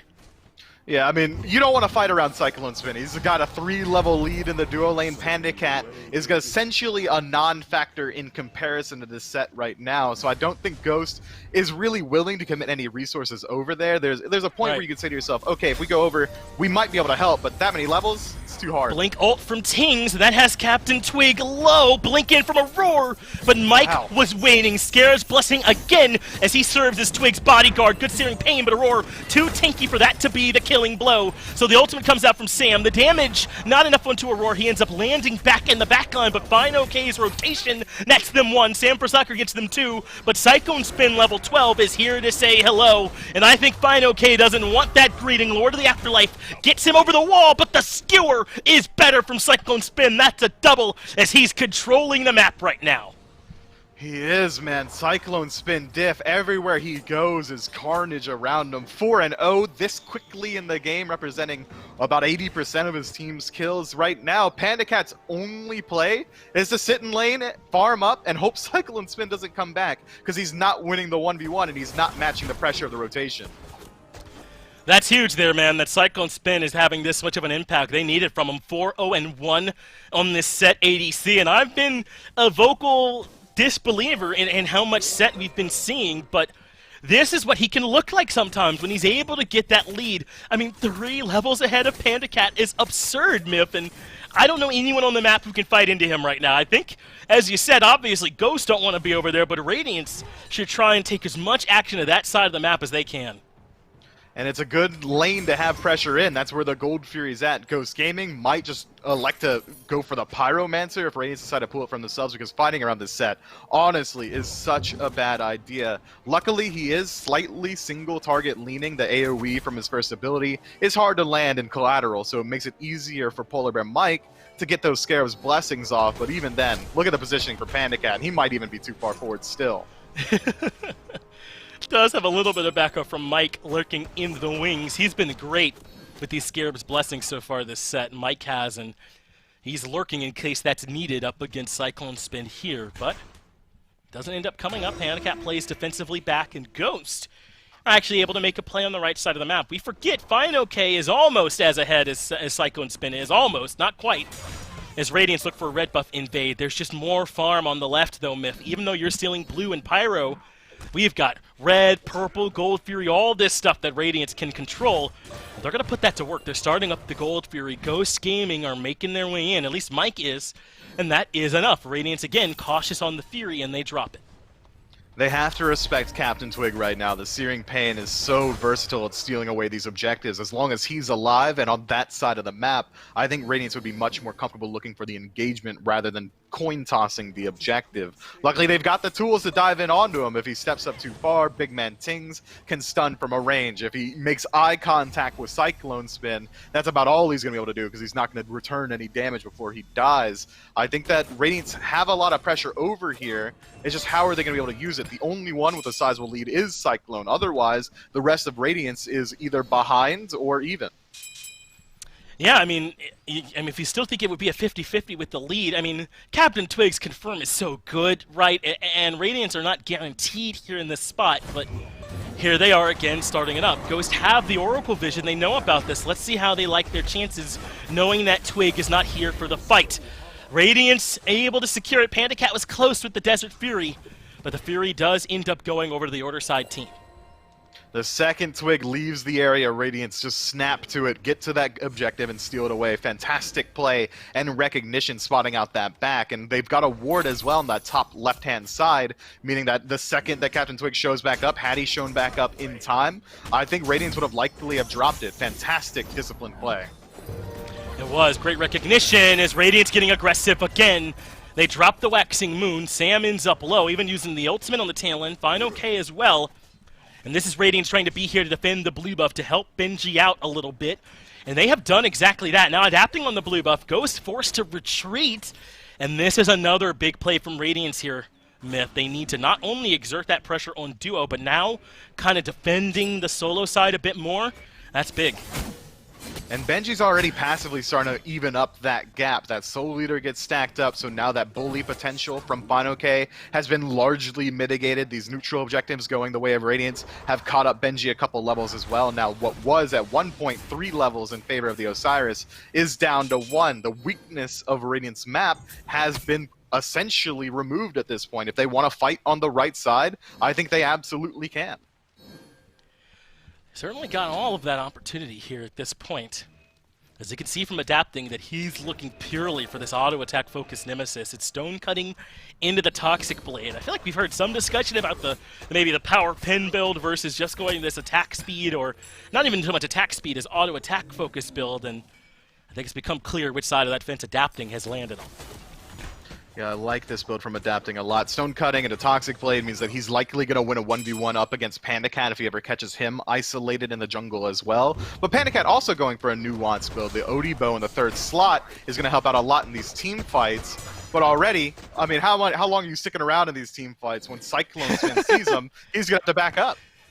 He has no claim to step up in this lane, and he might even be out of position here, depending on what adapting chooses to do. A little bit of presence from Mike, though, has kind of pulled their attention elsewhere. Radiance go to purple as Aurora keeps the Khepri out of this one, and they're not looking to try and dive under the tier 1. They want the farm instead. But Radiance have 4 members on the left side. Perhaps they are now ready to look for a bit of a collapse underneath this tier 1. Cyclone's been adapting wait. Aurora comes underneath to at least try and lock them down, but Panda Cat lives, or leaves, with a little bit of help from Mike, and Radiance, whether it was the plan all along or they're settling, will take the tier 1. The tier 1 feels good for them, man. It's an awful feeling for Ghost Gaming having to give up that objective without any fight, but I think they make the right call. Radiance grouped up as 4 absolutely have the advantage there. Meanwhile, Final K was able to strip away that speed buff. Benji tried his best to defend, but already we're seeing that with Frostbound, with Glad Shield, that additional cooldown and power coming through with this new Glad Shield means that there's really no way for Benji to fight unless he's inside his lane. He needs the wave to be able to heal up with the Jinku Bang and the Master's Will off the back of this Soul Eater. Inside the jungle, it's going to favor Osiris every single time.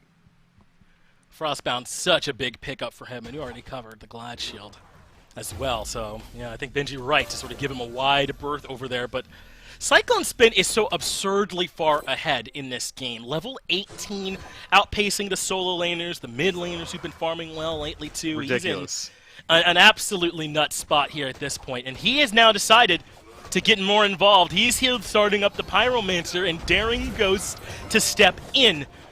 They have the Pyromancer down to about half HP. Ghost are right outside and waiting to see their opportunity, as now Aurora has pushed his way in. Right behind him is Benji, and they lock down Twig first. Radiance get Pyro. Twig gets saved by the res from Mike again. But I don't think Radiance are kicking themselves too much. They got what they came for in the objective.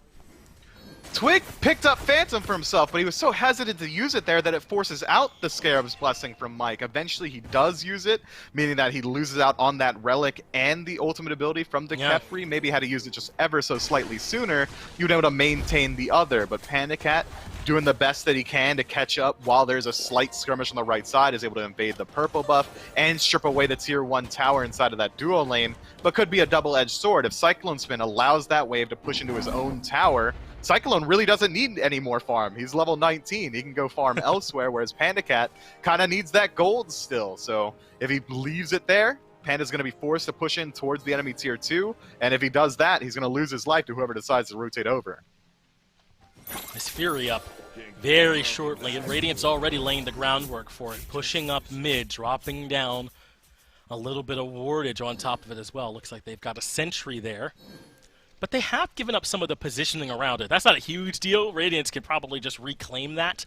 But Ghosts are starting up the Fury, and they already have it pulled towards their side. Final K now here, looking to see what he can do to keep them out. It'll be a full 5-on-5 for this one as Cyclone Spin goes to mid, perhaps looking to loop around or just keep that wave pushed up. But Sam comes to meet him either way. Cyclone Spin disengages, and now Radiance have the positioning around this Fury, and they look to starting it up, or at least getting the Oracle Vision, as Ghosts are lurking nearby. Yeah, they just show up, and that's enough presence for Ghost to be forced into respecting them and giving up that neutral defensive position. I like what Cyclone Spin's been doing, which is playing through the mid or through the side of the map, trying to play this solo agent style, essentially becoming a jungler for his team, and it works out if you look at his build. That's all burst potential off the back of Hydra's Lament. If he catches anyone isolated on the side of Ghost, no one's winning a fight against this guy. It's too much damage at this point, but Panda Cat's done a great job of closing the gap a bit. He's been able to farm. And when you're that hunter that's behind, or if you're Mike, then you're in some trouble. Good dash, somehow able to get Mike out of there. Searing Pain connects with Adapting, and he has to retreat. So now Fine OK is starting to swing away. He gets the two-man stun with the tether. Aurora is stuck in the Desert Fury, and Panda Cat finds a much-needed kill. And somehow this Chang'e is low. Fine OK with the Lord of the Afterlife dunks him immediately, and Ghost find the 2 for 0. Myth, what a well-played fight. They somehow managed to avoid Cyclone Spin completely, take the Fury, and get the 2 for 0. And that's the only way they win the engagement that cleanly, is if they somehow find that one opportunity to fight when Cyclone Spin isn't there. Maybe a slight overcommit from Aurora, a fantastic punish from the rest of Ghost. Panda Cat finds the Desert Fury off the smallest bit of CC and lands every single shot, returning that kill. Big man Tings was forced to step forward and try and defend his teammate, lose out on his life as well. And then from there, Radiance has to give up that objective. Now Ghost Gaming, who it's felt like has been just in the passenger seat waiting as the driver's Radiance played the entire time, finally closes up that gap and establishes a lead for themselves. 2,000, it's not a ton, but it's a start. I mean, Myth, is there something to be said for maybe having all their eggs in one basket in this one? They need Cyclone Spin to effectively be their lead, and in that one particular skirmish, he didn't quite have the opportunity, and Ghost were able to win it handily. It's not an ideal situation, but you can never admonish Radiance for having that situation arise. You pick this set so that he can pull ahead, and unfortunately for Radiance, is the only lane that really outperformed his lane opponent to that extent. Sure, it's not great, but it's the best case scenario for that draft. Set pulling ahead makes sense, but you need to have some way to fight outside of it, and having your limited mid lane mage inside of Chang'e, who's not so traditional and has to play at a much closer range, as well with your jungler being Nemesis, she's a very short-range god as well. I think that Radiance really is this, we need to dive in comp, we need to go, we're all holding W key, and it's not really working out for them against the sustained draft that Ghost Gaming brought.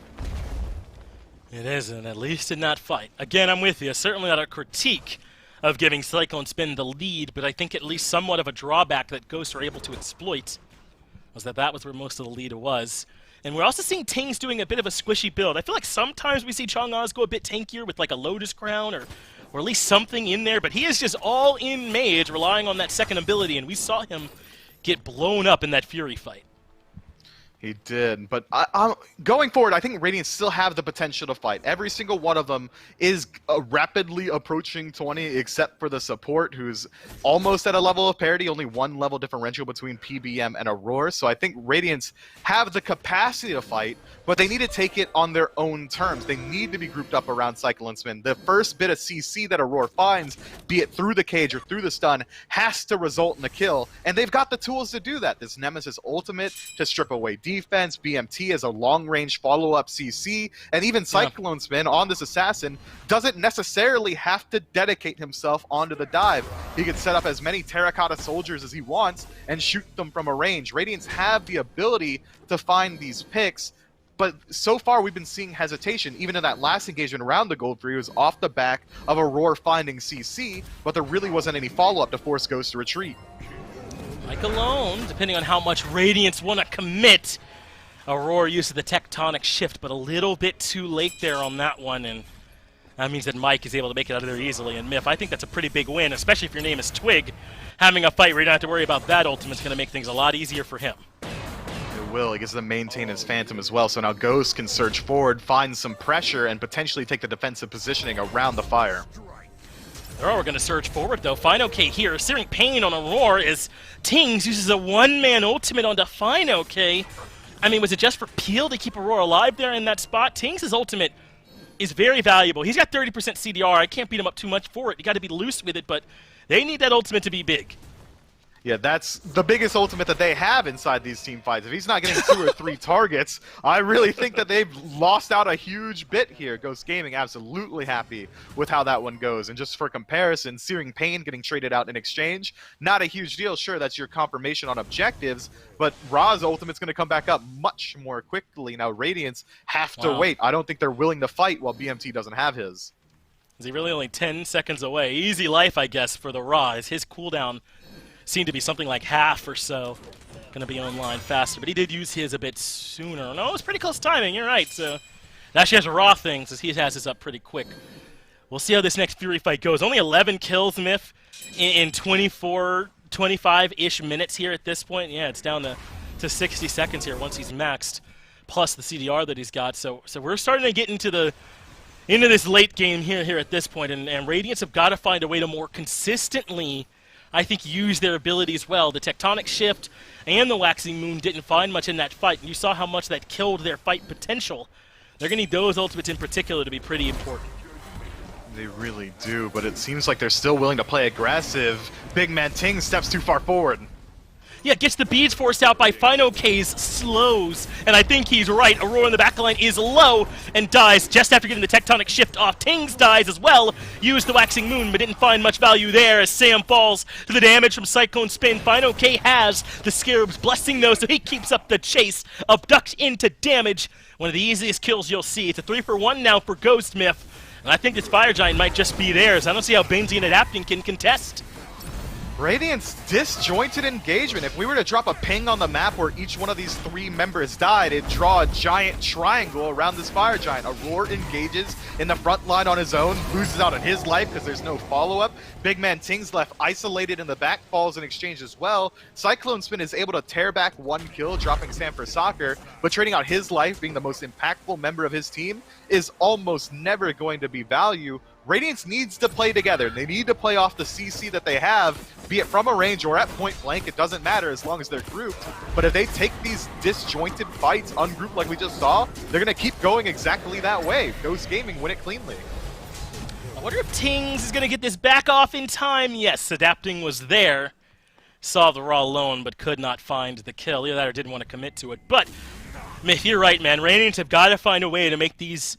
If they're going to engage the fights a bit cleaner, but now that Ghost are on the offense, I guess it's not about the engage, right? It's more about the coordination here for these for Radiance, and how well they can make sure they're focusing one target or at least being together and make sure they're following up here for one another, because that was not the look here for Radiance. And this has got to be frustrating. You have got to have felt that when Cyclone Spin was, what, 4 levels ahead of Panda Cat, that you were pretty high percentage to be able to close that one out if you could play around him, but Radiance couldn't execute it cleanly. I mean, they never rotated Cyclone Spin out, though. They didn't send him to mid to spread the wealth as they look for another fight on the left side. Ghost Gaming. Yeah, this is going to be a 5-on-2. Ghost has suddenly been caught out. Twig ends up falling, as does Mike. That was clean from Radiance, and perhaps just a mistake from Ghost. Maybe not a mistake, Myth, but they definitely didn't expect Radiance to group up as 5 and show up in left. They sure didn't. So now what is Ghost going to do? Are they going to continue their own push or respond to this push from Radiance? Radiance can keep going. They've got 40 seconds left on Twig, 30 on PBM. This might be a Phoenix Siege attempt, 5 versus 3. This is a huge play for Radiance. This is a critical moment for them. What can they get off that play? Into the backline go Benji and Adapting. Sam uses the ultimate, but cannot get away. Adapting is better and cuts him down. Now Fino-K and Panda Cat have to find a way to defend alone. The left side Phoenix is low, dropping down below half, and that will be Radiance's prize. They claim the left side Phoenix, and Ghost Gaming can't hope to defend it. Crushing that Fire Giant push as well. Now only Fino-K and Panda Cat still have that around their belts. They could still look, potentially once they're grouped up as 5 again, to push down that duo side and get back a tier 2 or even a Phoenix, as Fino-K kind of following Radiance to the jungle, seeing if he's able to catch anyone out lazy backing, but it seems like they've thought better of it. That's huge for Radiance. That's a ton of aggression lost. That hurts for Ghost, right? I mean, what an odd play there is Fino-K. Lord of the Afterlife closes the gap, but no longer is this a 1v1. Adapting has showed up. And Myth, it all starts with that gank over there in left, right? And that's what we were talking about. You know, is that just a situation where Radiance make a good play, or should Ghost be more grouped there? I think it's not even that Ghosts weren't grouped, it's just that they didn't push out of base together. They were all going to group up on that side. It's just that the first two members stepped up a little bit too far into Radiance's territory. This is a strategy that we've been seeing time and time again in the SBL, where once one team gets Fire Giant, the other team will group up as 5 in the jungle and see if they're able to catch anyone slipping up. This time, it is Ghosts getting caught out. A slight misplay as they get caught with their pants down, essentially. Yeah, just great recognition there from Radiance that they could find, I don't even know if you want to call them stragglers, but just certainly 2 members without any backup. Ghosts, though, seem undeterred. PandaCat still has the Fire Giant buff for 20 seconds. They use it to claim the tier 2 tower in left. They're pushing up the lane where the Fire Minions spawn to make things safer, and they're going to try and force their way in for a Phoenix. Radiance don't have their feet set here for the defense. Benji gets zoned out. Big ultimate for Tings. Does find 2 in the backline, and Aurora blinks in to try to capitalize, but he gets silenced. Meanwhile, Fino K and Sam dive well for the pick onto Tings, but it costs Sam his life. Aurora dies, slamming the ground for everything he's worth. As Adapting gets pinned, it's a double kill for PandaCat on the left side of the map now with the 4v2 advantage somehow. Ghost might just be looking for a counter int. Myth, how did this happen? Ghosts were in Radiance were in a great position, and now Ghosts are here looking to close out the game. The Titan is low. Benji blinks in first. Cyclone Spin behind, but the Abduct is there for the interrupt. The beats come out, but Cyclone Spin can't live through the damage. He dies first, and Ghosts have done enough at this point. That is the set as they find it 2-0. Fantastic play there. We're going to see it at the tail end, exactly what happens when it's only single target damage left available to take out Ghost Strap. You said it was a 5v or a 4v2. Might as well have been a 5 with the Scarab's Blessing. But no, look down. The glass, you need your glasses. Oh, Put them on. Okay. Oh, wait, yeah, me too. Oh, I can't see anything without my beard. That's a classic Shaggy line, obviously. Can't see anything there without the beer. But I think that you make a great point, Mifflin, in that last team fight there, right? Ghosts, I think, recognize a window where they can push. Radiance were not even set initially to defend that left side Phoenix. I don't think they expected that aggression. They didn't. They weren't ready for it, or had they expected it, they overcompensated or overestimated themselves in that engagement. But even then, Ghost Gaming, in the exact same situation as they were in Game 1, even in losing those 2 members, don't have that much that Radiance are able to do. They can't go for the end because there's still 2 tier 2 towers up. So still, a calculated loss from Ghost results in a win. It does. Just well played there from Ghost Gaming. Even when they don't necessarily have a whole lot to gain, they bring their A game and continue to be the best team we have here in the league. That's going to do it here for us. We'll have everyone else break it down on the desk right after this break.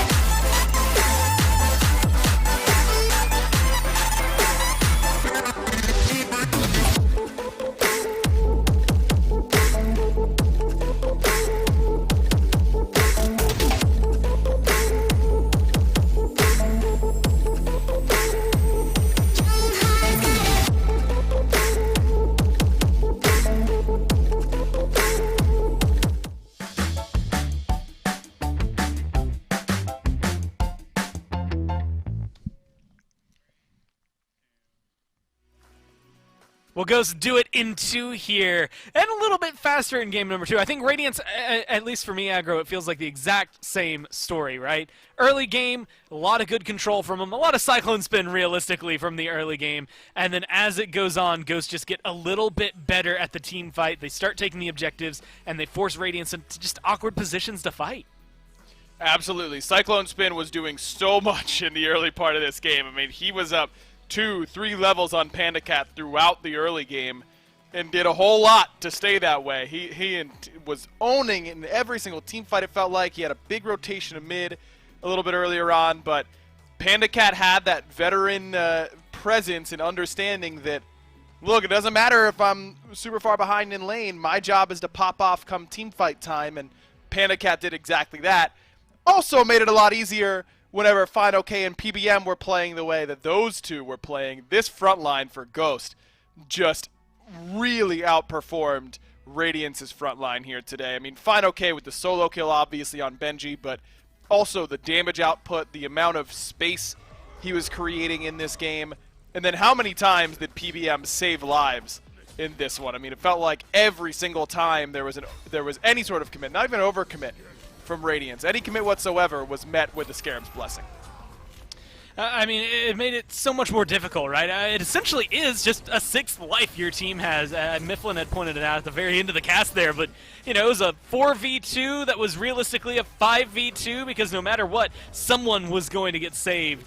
And again, I think it's that highlight that comes through. When you have an aggressive support, you always get to see where their impact is. When you have a passive support, the impact is more or less going to be how little deaths your team has, and I think that is what we got to see here. PBM, I want to say very active in play, even if it might not have been in kills, because of how much he did to keep his team going. And this is now 2 games in a row that Mike plays a non-aggressive, traditional, in the sense, support. And first Kepri, first Geb, then Kepri. Yeah, hey everyone, Scooby-Doo, by the way. The fact that he's going to be able to bring that level of play style into these playoffs, I think is going to be a new look for Ghost that makes them even more difficult to play against. I mean, instead of banning Hercules or Fenrir or something like that, Radiance banned Geb in the second phase, and then Mike still found a way to be impactful on a similar style. Well, hey, they win this one 2-0. A great way to end the season, right? You come through, not only are you first, but you get to go out on a hurrah. You try out some different comps, some different gods, and you still get yourselves a 2-0. But don't just take it from me. Let's hear from them themselves. We got Panda Cat standing by for an interview. Yeah, thanks, Gore. I got Panda Cat here with me. Panda Cat, man, I want to talk to you about you and Mike, particularly as a duo lane. Over like the last, 3 years, you guys have constantly been on these first-place finishing teams in your region or overall.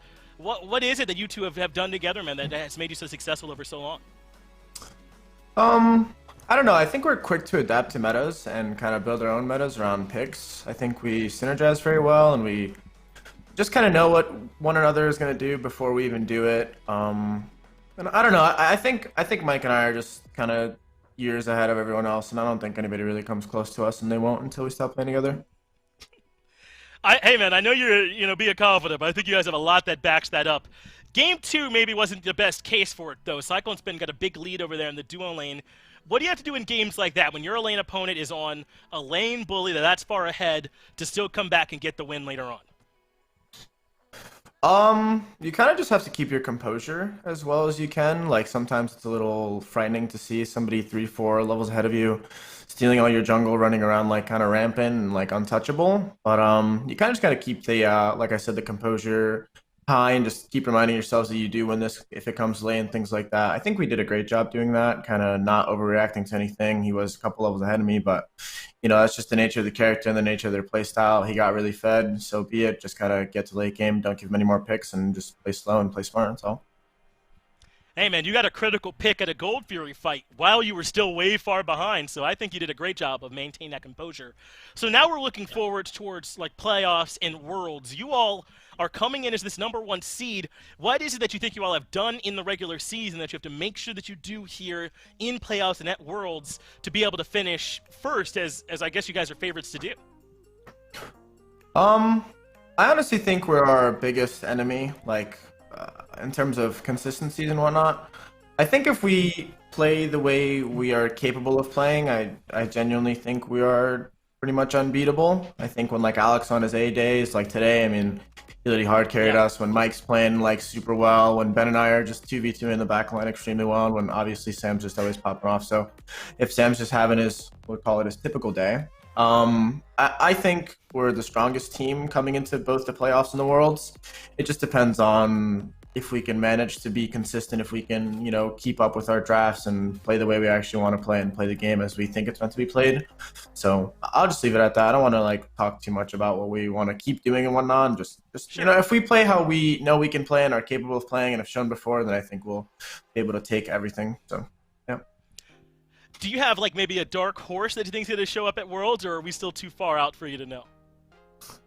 I genuinely think Radiance is still going to be nuts, and I think they're probably going to do extremely well at Worlds. I think PK can make it through. I mean, they are kind of like playoff and LAN, quote-unquote, animals. Like, Paul's really good on LAN and whatnot. I think it's one of those two teams. I don't really see any other team just kind of like randomly. Maybe Sanguine, actually. Maybe Sanguine. I mean, last Worlds they had Haddix to play, and this year they have Yarkor, and Yarkor is an animal, so maybe they just have an insane set just pop off. So I think it's one of those three teams if I were to choose. But I'm mostly looking at Radiance. I think they have a very unique playstyle, unique draft that can kind of catch teams off guard, kind of like it did to us today. Luckily, we didn't get snowballed and lose in 15 minutes, but I feel like that style of play, and if that scenario happens to another team, I think they will just be able to take sets and just kind of win games from that, like that team comp and play style. So I think Radiance is going to be the quote-unquote dark horse, even though I think a lot of people know that they're an insane team. Well, thanks for taking some time to talk to me, Panda Cat. Congrats on finishing up there at the top here over the split. And we still have plenty more coming here today. It'll be a quick break. We'll be right back with more SPL.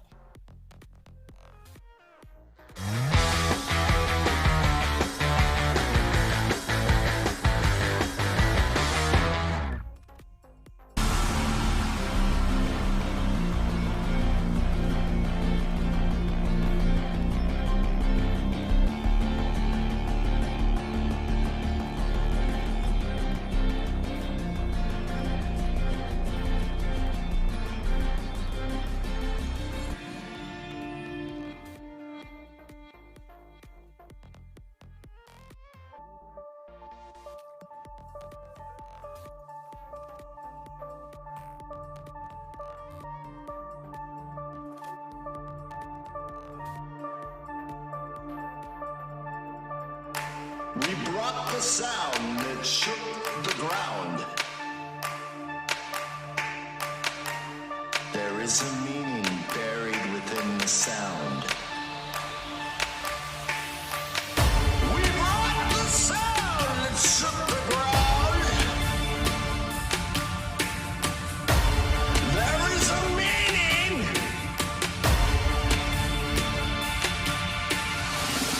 We brought the sound.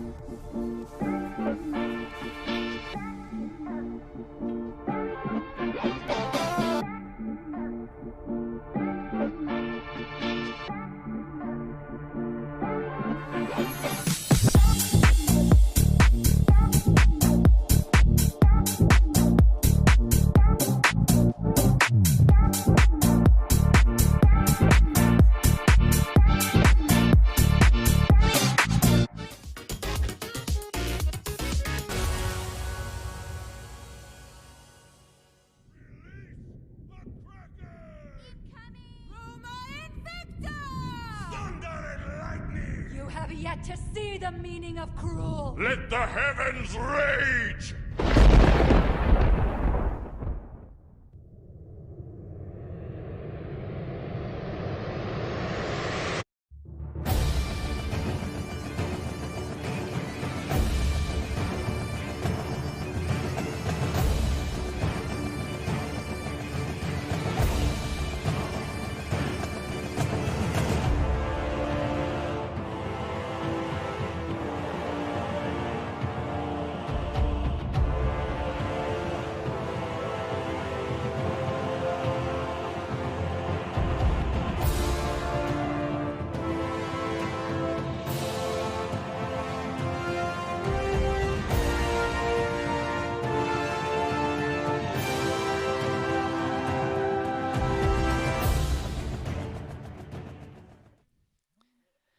Well, welcome back, everyone, here to the SPL. And, you know, we here at Mystery Inc., we were given a mystery at the beginning of the year, even, to try and solve. And now at the end of Phase 2, I feel like we can finally, truly say that we've solved it. And the mystery was, what's a chair that you can sit in all day, be comfortable with, it's going to have great back support, and just all around be an amazing chair for you.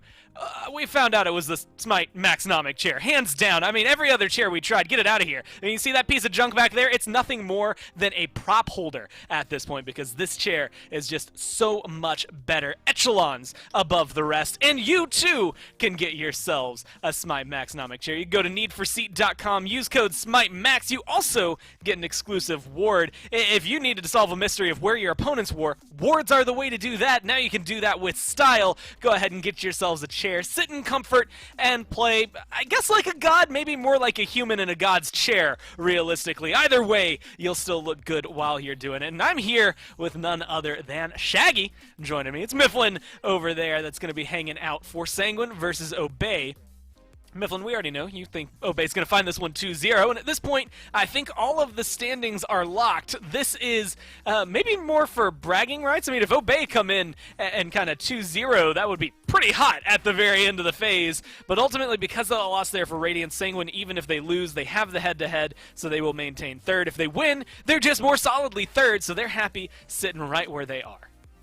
Yeah, Sanguine has no risk of falling down here. And you know what, Gore? You're right. I do think it's going to be an Obey 2-0 because it's never too late for a sick redemption arc, all right? And Obey certainly primed for one. I mean, Sino's been looking pretty good, adding a couple more gods to his repertoire as the weeks have been ticking along. Osiris now closely associated with this guy. He can go back to Assassins at some point. I mean, he said at the beginning of the year that he would. We haven't really got the chance to see it, though. Well, maybe today will be the day. Maybe we'll just see more Osiris Jungle. Either way, I think we'll be perfectly fine with it. The only note I have is that Obey, I mean, at this point, I'd say they really need a win. If they lose this set, then they are tied with E-United for the longest loss streaks that we've had this year. E-United, I want to say, kind of infamously went 0-10 at the beginning of this phase. Obey right now are 9 losses in a row here, and so this is their chance to change it. And honestly, one of the consistencies we've seen from them, even in losing games, has been from the duo lane over there with Wowie. Yeah, Wowie's been looking pretty good. He's never really going to be one to lose you a game. He's certainly been able to hold his own in lane. I think he's got a pretty diverse god pool as well, be it the Jingwei, hold on as I adjust my beard, or the On Her, Rom, Cupid. He's playing the top of the meta picks, and I think it's really working out for his team. But if it's through the duo lane, I think we got to give shout-outs to the most improved player in the league throughout the duration of this year. Inbound has been really stepping up for his team. And it's one of those things, like, I'm looking at these highlights, and you see one consistency. At least I see one consistently comes through. Wowie, yeah, he's picking up a lot of kills and making some good plays, but I always see Inbound's name somewhere on the screen, setting him up, just to make his life a little bit easier. I think this team, as a duo lane, has come together very well, considering what we saw at the beginning. You know, we were looking at it, a couple of rookies that joined the league this year, and the 408 and Inbound, and we got to see Jake maybe get his feet under him a little bit faster. But you have to argue that then the most improved goes hands down over to Inbound because of what we've seen. His Emoja looked phenomenal the other day, even though they, again, resulted in some losses. So a lot of work put in from that duo lane and a lot of effort that is going to be needed here today, Mifflin, because Obey are going up against Sanguine. And let me tell you, that's not easy to do. Not a lot of teams can regularly take them down. They were first in Phase 1. They've done well here in Phase 2 to end up in third. And now you're in this position, especially when we're looking at the duo lane, that you have to take on Rongyu and Netroid, which is not going to be easy.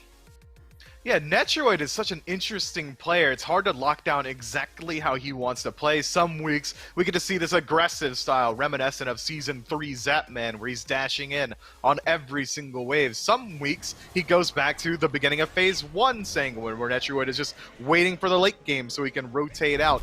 But he's always going to be the presence on his team. You know, once he does show up for his squad, he's going to be making impact plays, be it through stealing these objectives, or finding kills in the jungle, or doing whatever his team needs at the time. I think his greatest strength really is his versatility.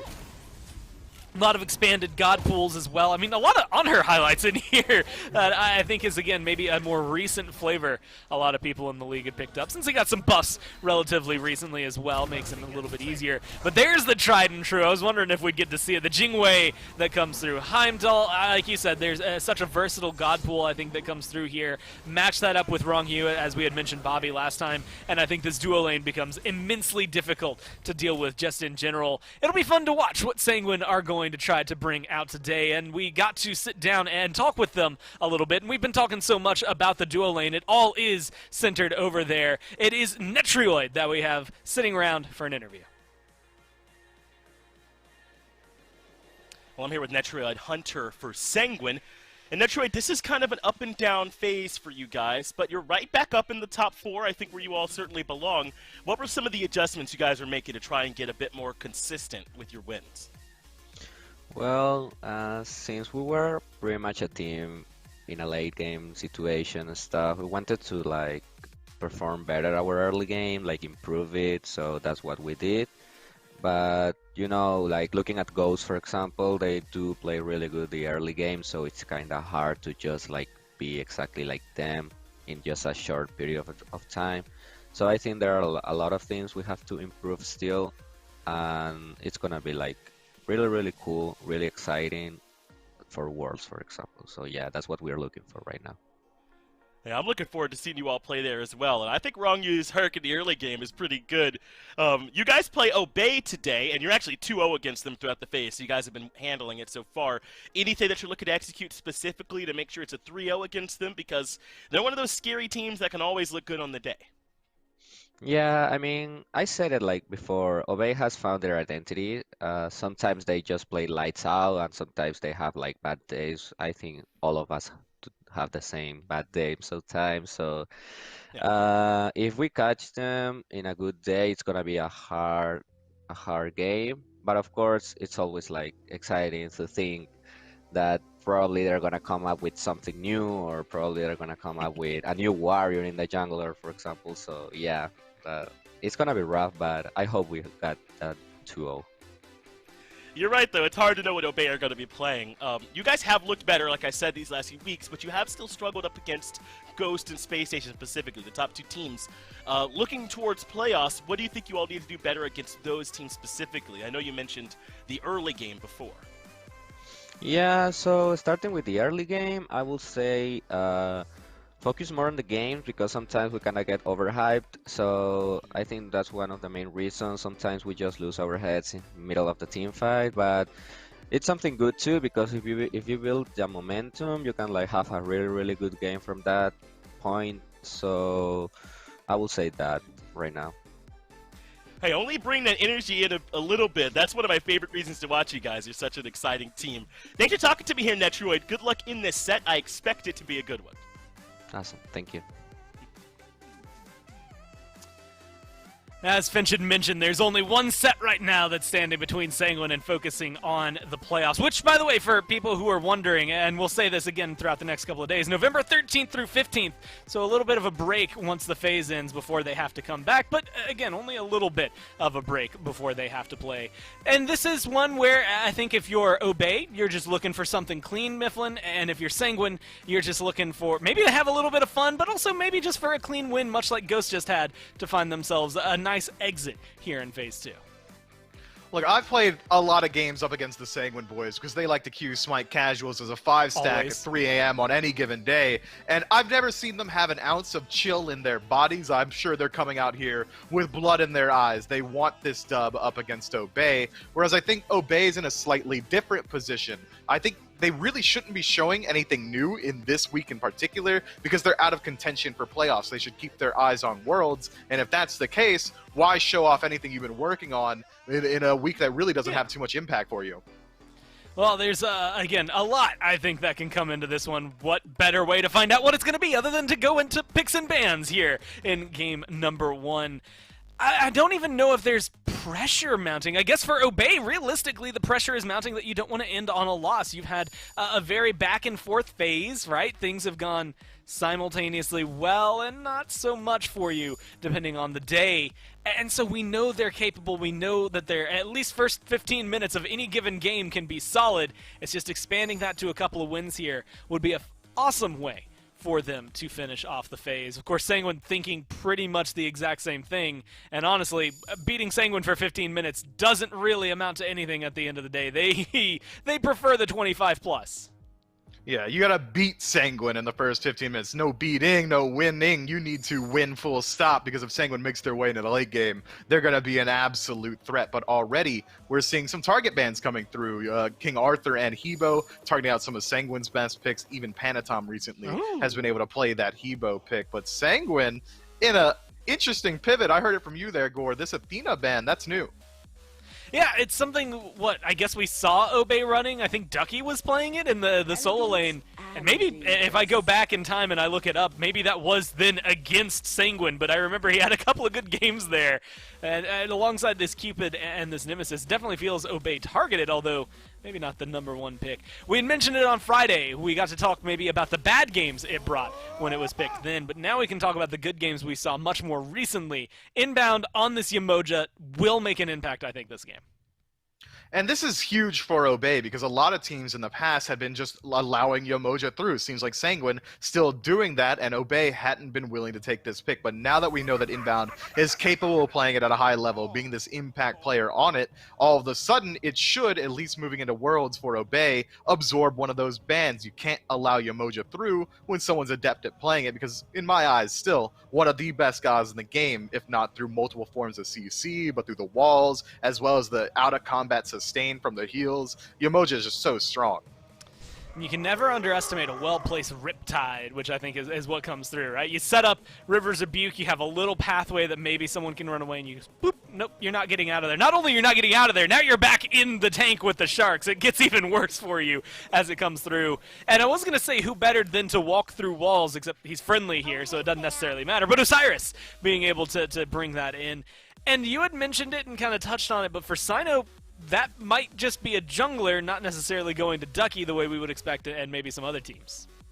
Yeah, I think we could fully expect this Osiris going to the jungle. Sino loves playing this pick. He loves being the initiator for his team, which is why he really does lean more so towards this warrior role. We see him on gods like Nike, like Osiris, so he can be the first one in and the last one out for his squad. And I think this opens up Ducky to kind of expand his god pool more so towards that assassin pool, or even towards the Athena that we've seen in the past, having to make up for some of that lack of CC coming from your jungle. Well, Horus locked in there. Kind of, I want to say, wrong use special that comes through. Very prominent in Phase 1. Very, very nice to Sanguine throughout Phase 1.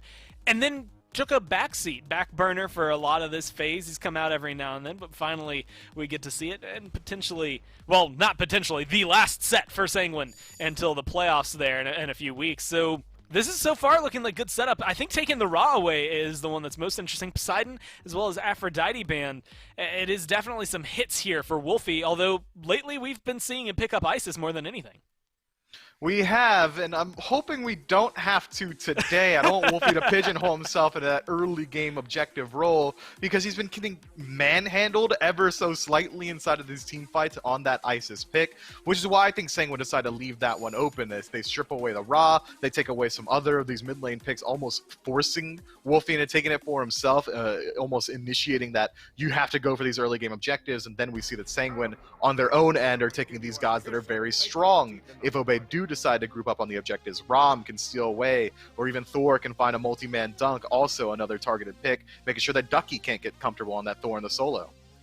And this feels really solid for Panatom as well. Thor, another one that was kind of the special pickups. We had even mentioned it at one point, saying when we're playing what was meta for a long time. Panatom, Thor, it was something that went hand in hand, and then for a while they shied away from it. But this Thor has always been very nice to him. Sometimes it's not been as forgiving, so we'll have to see which Panatom shows up today, I think, to see what performance we're going to get. But Thoth, Vamana locked in for Obey. I mean, the Thoth alone, I think, does give them a lot of merit. I actually really like their comp coming into this. It's a very strong Obey comp, and it makes sense exactly what they're going to be looking for. It's kind of pick-centric. Yamoja finds a stun. You have Thoth following up with the ultimate. Osiris can set up for your ultimate as well, making their 3v3 very strong, not only with poke, but also the ability to finish off kills. And then you have Jingwei and Vamana, both gods that are going to be very comfortable being left alone in their respective lanes, on islands, essentially. Vamana not really going to get sold out almost ever, CC immunity and sustain in the kit, and Jingwei being the safest hunter in the game. It looks to me like Obey are really focused on the 3v3. Well, Nike's going to round out Sanguine's lineup here. Just as much as this feels like a good Obey lineup and composition, it also feels like a good Sanguine lineup and composition. The Ra is maybe the one that's out of there, but you can't catch me counting Shinto out of anything. I'll give him whatever he wants, and it'll look good. Either way, we're going down to our very own Fred and Scooby for the cast.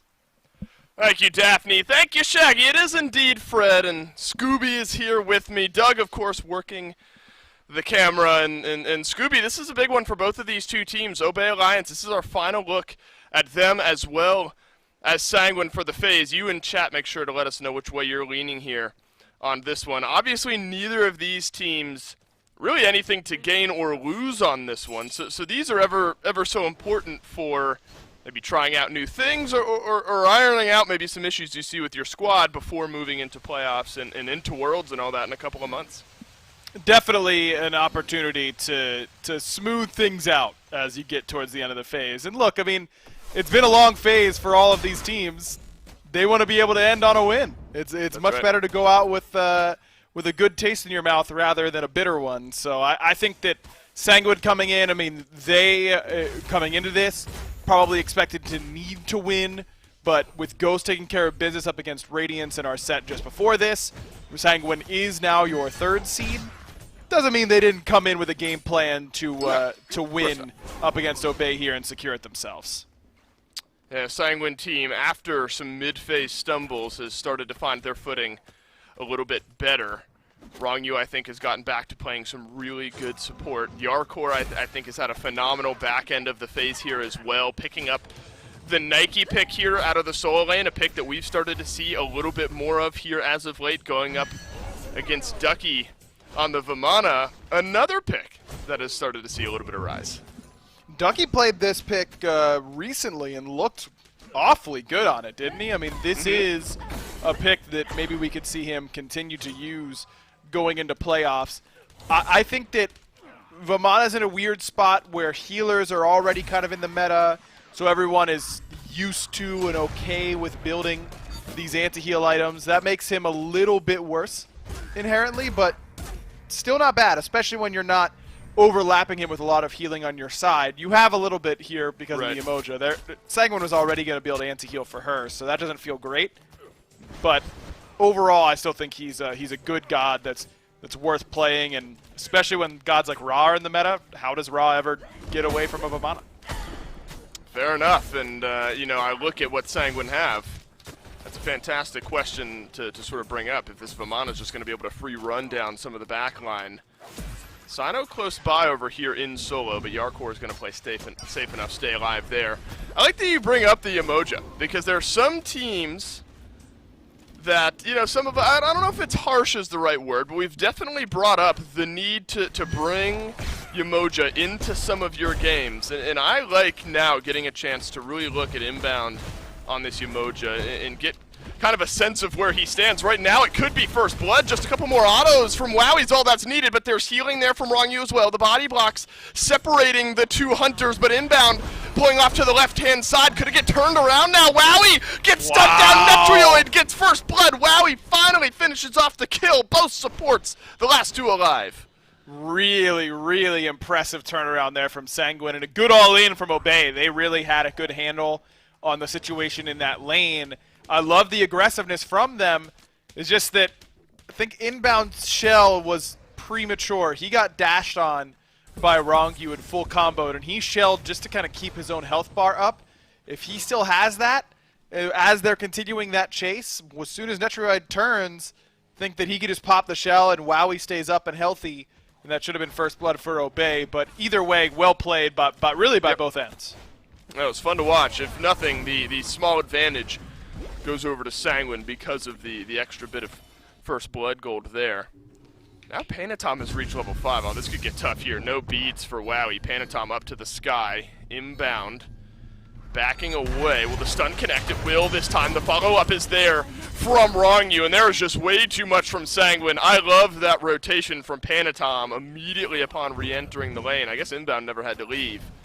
But now another kill over to Netroid Sanguine.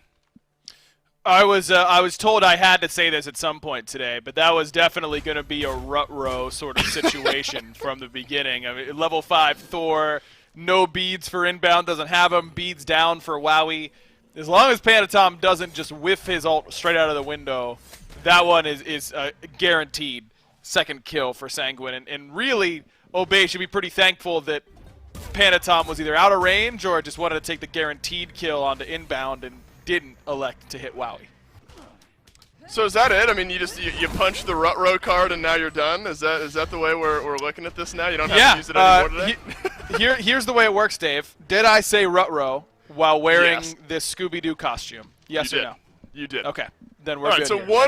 one was the metric. All right, I was just making sure that one was the tally we were going for there, and we reached it. So definitely nothing incorrect there. Ducky goes searching for a blue buff. Sino in behind as well. Some action in the mid lane. A River's Rebuke is just sort of walked away from by Shinto. Shinto did have to use his beads there. Obey Alliance, though, really looking for this blue buff invade. Yarkor will jump in, but it's a blink right back in from Sino now. The double stun from Panatom does some serious work. Yarkor drops the Sentinel of Zeus, but Wolfie is rotated in, forces Obey Alliance, but nice shot from the backline from Shinto. Will pull back one kill. Rongyu on his rotation. Might set up for another here. The Riptide sends Inbound running. The range damage just a bit shy. You only need one or two more autos. Inbound waltzing away, but not fast enough, and Shinto will grab another. Really great ultimate from Rongyu. Got Inbound in it on the back end. Ended up hitting Wolfie with that updraft. I don't even know if it was intentional to catch both of them, but to get a two-man knockup with Horus 1 is nearly unheard of. That is not a particularly large ability. But not only did he get it, but he got the beads from Wolfie at the exact same time. So now Panatom has another pretty easy gank lined up if he can just find a way to dunk Wolfie without him realizing. And what an interesting battle it is anytime we get to see the Ra and the Thoth going toe-to-toe with one another. I mean, obviously very similar mindsets, and maybe what Thoth lacks in some sustain. He maybe has a little extra mobility in his kit, but it's kind of a fun meta in a way when you get these, I mean, for us maybe as mid laners, where you get to just sit back and watch these two mid laners just slam snipes at the other team, and whoever hits them better will certainly help out his team more. But remember, it started out as like an Obey mindset with the Ra, really, and everyone has seemed to kind of start adopting not only the Ra, but the Thoth as well. Ra did receive some buffs after Obey had already been playing it, and some pretty big ones at that. But you're right, it was Obey that really identified that this character was probably worth playing before his buffs, and after he becomes, for my money, probably the strongest mage in the game right now. He just has so much survivability because of his movement speed and those protections he gets from his heal. Rongyu has to use his ult to escape here. Final Judgment was charged up. Searing Pain right back through from Shinto as well. Down comes Panatom. Look at the damage now from Sanguine. Panatom, big play here in this fight. 2 for 2 though, both teams losing a mid laner, and then jungle on one side, support on the other. Might be all we have here in this fight. Ducky will be able to retreat. Panatom maybe though able to cut him off. Instead, looking like a blue buff invade. Man, what an ultimate from Inbound. That was perfect. Set it up with the Riptide, then locked in Shinto. Doesn't have that mobility. that someone like Thoth has, though I think that would have caught a Thoth in that exact same point. Only problem is that then Obey go, oh man, nice ult, let's all high five in the middle of it. They group up for a gigantic Thor dunk from Panatom, and we already covered that Wolfie is dead to rights as soon as that ultimate finds home, but I don't know that Sino necessarily needed to be added into that list. Can take the Osiris out of solo lane, but can't take the solo lane out of Osiris. That was a legally binding up-down out of Sino. The rotation from Yarkor, maybe it's just in-lane trading and somewhat what we should expect from a Nike. I mean, almost tripling up what Ducky has. I mean, definitely doubling up damage-wise. 6,200 for this Nike. Able to control a lot of what Obey are looking to do as far as engage. Still haven't seen quite a big opening for Ducky yet to really make use of that Colossal Fury, but Aggro, that window could be closing. It's already a 2-level lead for Yarkor with a lot of the pressure that he's been able to build up. There's a big experience lead here for Sanguine across a couple different roles. It isn't just for Yarkor in that solo lane. Panatom is up probably a full level over Sino, and Shinto about the same over Wolfie. Not exactly an ideal position, especially whenever Sanguine has so much mobility in order to get to these fights, at least with Panatom having that ultimate. Ooh. Netrioid will trade out his ult for that of Inbounds. Rongyu is going to join the party as well, but his ult will not reach the backline of Obey.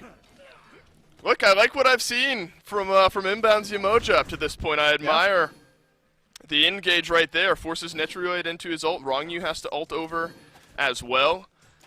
You know, I think all check marks up to this point for what we wanted to see here out of this pick. Potential lockdown, though, onto Netrioid. Stun doesn't connect this time, but it does the second time around, and then Inbound will Riptide himself away. Wowie, he's dashed back into the fight here. Netrioid, he's got the level lead, but it's the damage from Wowie up and over, and then another stun from Inbound here. Wowie with the knock-up from range. Netrioid trades out one. Rongyu will look no further. Hunter for support. Maybe Obey Alliance come out ahead as the fight continues.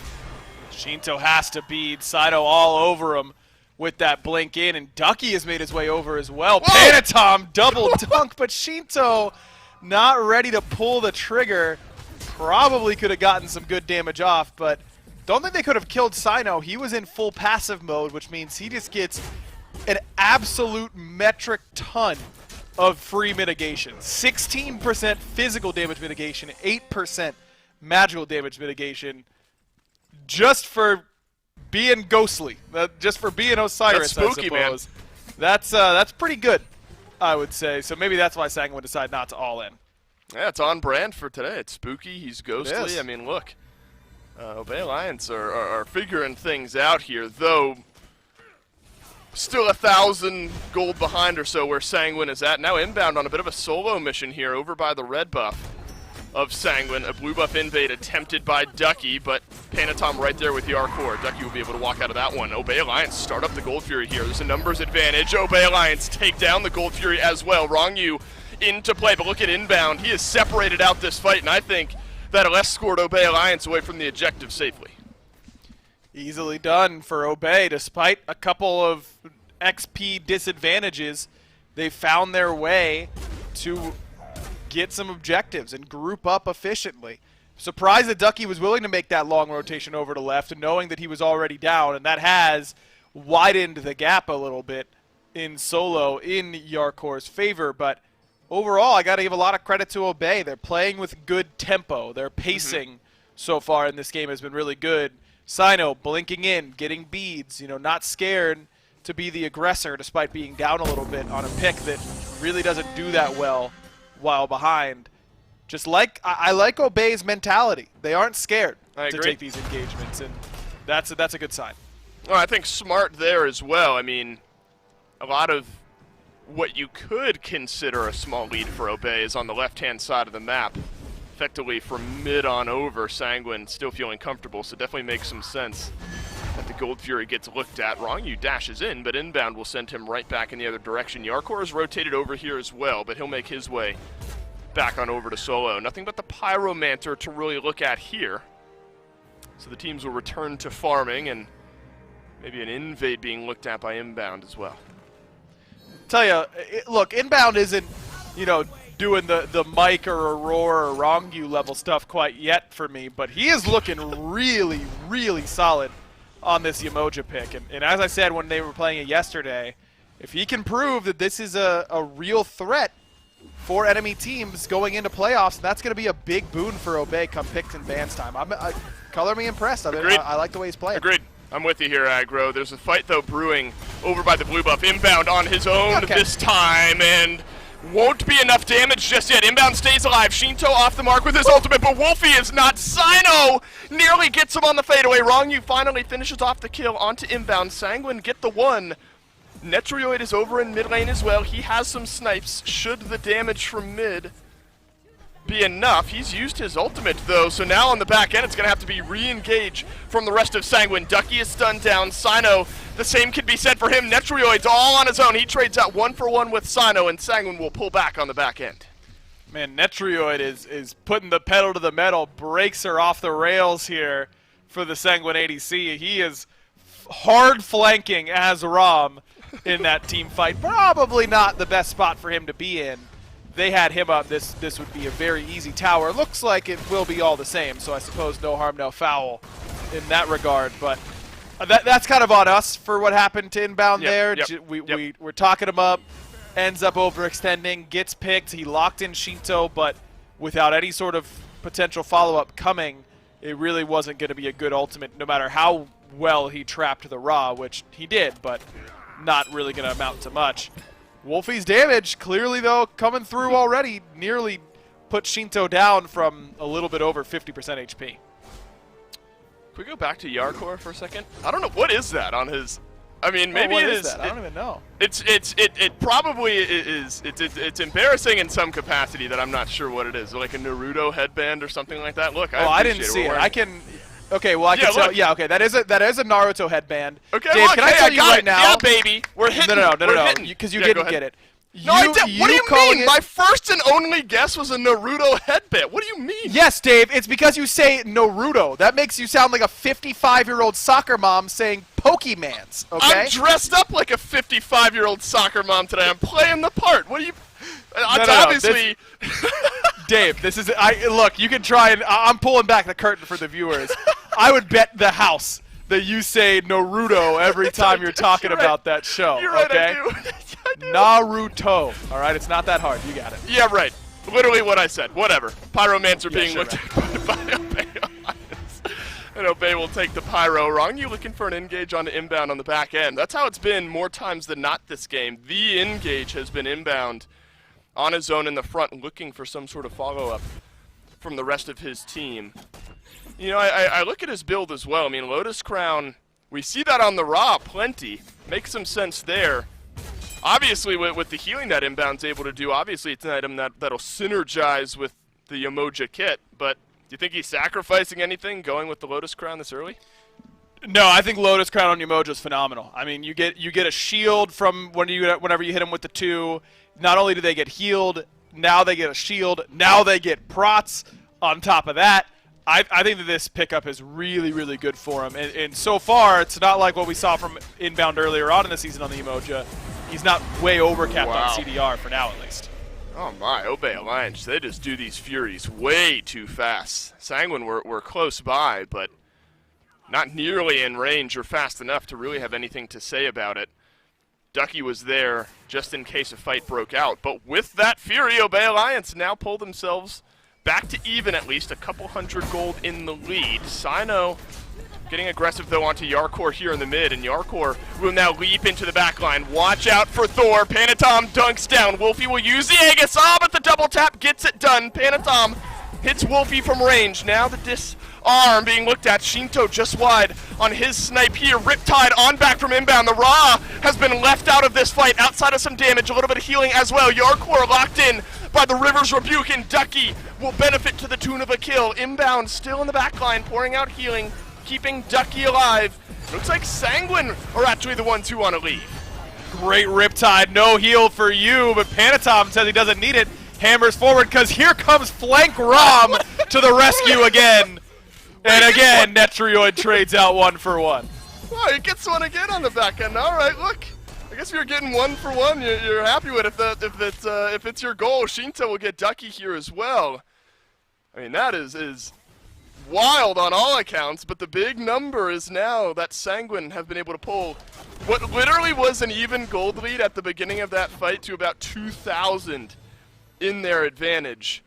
And you gotta wonder if it would just be worse if Netroid wasn't constantly walking back in through the back line, but if nothing else, he's gotten himself a couple kills. Dude, put this man on set ADC with this positioning, it's lights out. I mean, come on. How are you going to compete with him if he's fighting these routes into the back line? It's just on the wrong type of god. But again, it's just Sanguine really initiating and using their CC really effectively. How about the game Panatom is having, man? He has looked so good on this Thor, except for whatever he tried to hammer and didn't pick up a speed buff in time. Besides that little mechanical misplay that we just... Dude, my caster's curse today is strong. Isn't it a full moon or something like that? It might be, Maybe actually. We haven't done a test quite yet on how the waning? full moon interacts with the caster's curse, but circumstantial evidence so far points to it strengthening the case. Either way, I'm going to keep gushing about Panatom in this one so far. 2-0 and 6, got both of Wolfie's relics in that fight, and still had the free hand hammer to kill him after the fact. Wouldn't be surprised to see Sanguine try and group up and abuse, the very least, that Aegis cooldown, if not both, the Aegis and the beads. It is a blue moon. Oh, it is a full moon today. It's also a blue moon. I don't know what a blue moon... Does that mean it's brand new? Maybe a blue moon means it's a new moon or something like that. I don't know exactly, but you're right. It's a full moon today, so that probably plays something into it here. And unfortunately, Obey Alliance are the ones who are not benefiting because of it. The Fury's still 2 minutes away from respawning. Obey Alliance have cleanly gotten both of those. Sanguine just starting to position themselves around this Fire Giant pit 20 minutes in, about when you could expect teams maybe to start looking for it. Netroid, despite having died 4 times, 1 level ahead of Wowie, and definitely strong enough to assist his team in taking down some of these objectives. But Obey Alliance smart enough not to walk too far forward, and everyone's safe and sound for the time being, but watch out for Inbound on a bit of a flanking mission all on his own. Rongyu's got to be careful. He's kind of caught in enemy territory. He's got Yarkor to jump to if necessary, but it looks like the team's coming to support him. Look at the CC chain there. Double knock-up, double stun. Panatom looking to dunk on down, and he does so. Doesn't get the stun, but does get the kill onto Wowie. There are some snipes from Netroid, this time safely from the backline, so the Sanguine Hunter will fully be able to participate in this fight. Panatom trying to cut off Inbound, who's used the River's Rebuke. And Sanguine will look for no more kills and instead turn back towards the FG.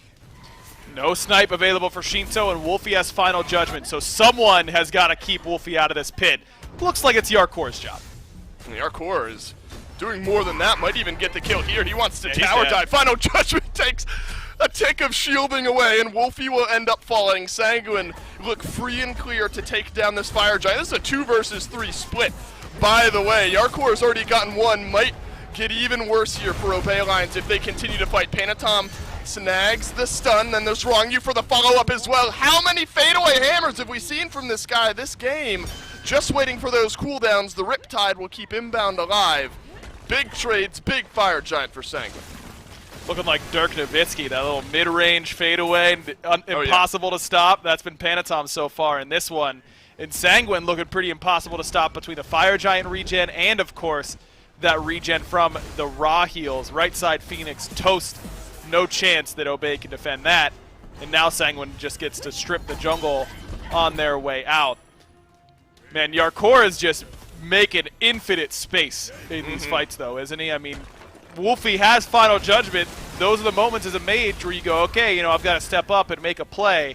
But mages are so OP, right, Dave? I mean, he did so much damage to Yarkor underneath that tier 2 tower, which is supposed to, again, help Wolfie in that moment. Just so many options shield away to get away. Yeah, oh, that was huge. Yeah, some of that shield was missing afterwards. Shinto snipes out a little bit of damage onto Wowie through the wall. It's another double stun for Panatom. This guy has not missed many times at all this game. A double kill for Netroid, 3 down for Obey Alliance. We are 23 minutes into this game, 5 stack with the FG, and Sanguine will roll down the mid lane. Man, that is just too easy for the boys. They wanted to reset, Obey. You should have let them back. and spend the gold, because now it looks like they won't even get the chance. Mid-Phoenix just kind of the scenic route on the way to the Titan here for Sanguine. Yeah, Sanguine are going to walk this one in. Frenzy popped, trying to keep Sanguine at bay, but Ducky's going to get stunned down here. Panatom will pick up that one, and the rest of Sanguine turn their eyes towards Sino before turning them right on back to the Titan in 23 minutes. Sanguine, they'll take game 1. Made it look pretty easy, too, especially Panatom on that Thor. I mean, it was a whole team effort, no doubt about it, but as soon as Panatom started landing multi-man dunks, freehand hammers, it was rights out for Obey Alliance. Hey, wait, that's bonus, right? We got more than just the one rut-row. Now we're into rights out territory. What are you talking about, Dave? Give me. I said lights out, okay? Did you? All right. Come on, man. Look, I'll move on. How many little, I was going to say give me 10, but I don't know how many little pads I only have one on right now. Hold on, let me get the other one for you. Wait, they're gloves? It's not a full, like, suit? Well, it's like you got a little hinge here, you know? Like, got you it. can kind of take it right, out. right.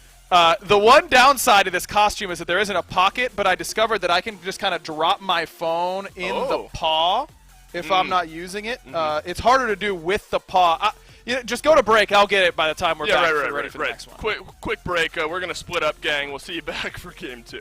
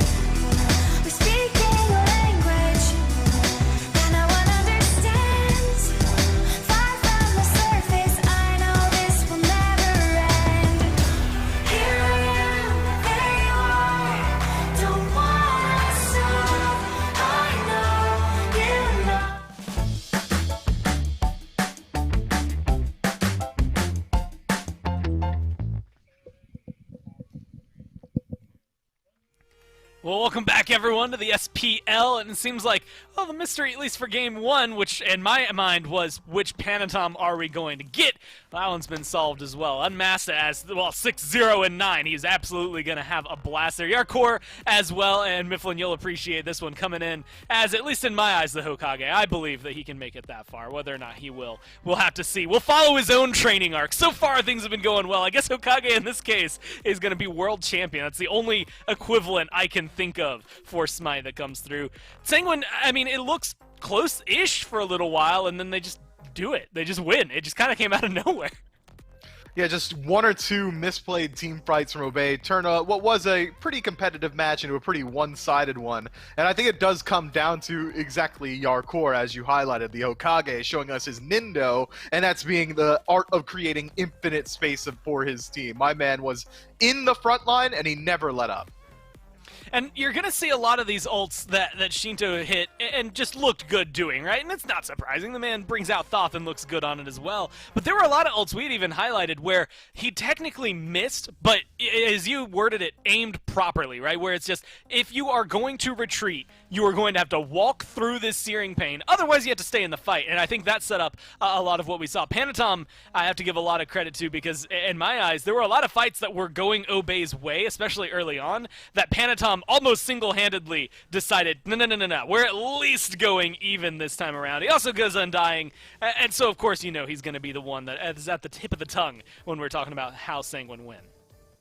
Yeah, Panatom plays so well there. Hits 4 separate 3-man dunks. I got the pleasure of counting them down. And when you're playing Thor to that level, you're going to get so much impact no matter what. Even if he was slightly late to team fights, that Anvil of Dawn is so strong for repositioning you, and Panatom played around it so well. Shinto, as you already highlighted, if he wasn't hitting the snipes, was at least forcing Obey to take unopportune positions around these team fights. And it felt like from Obey in particular, there was a slight disjoint. Sometimes Ducky diving in deep, Sino as well, whereas Wolfie and Wowie were on the retreat or inbounds just trying to heal. We need to see Obey playing together if they want any shot to win against the Sanguine squad.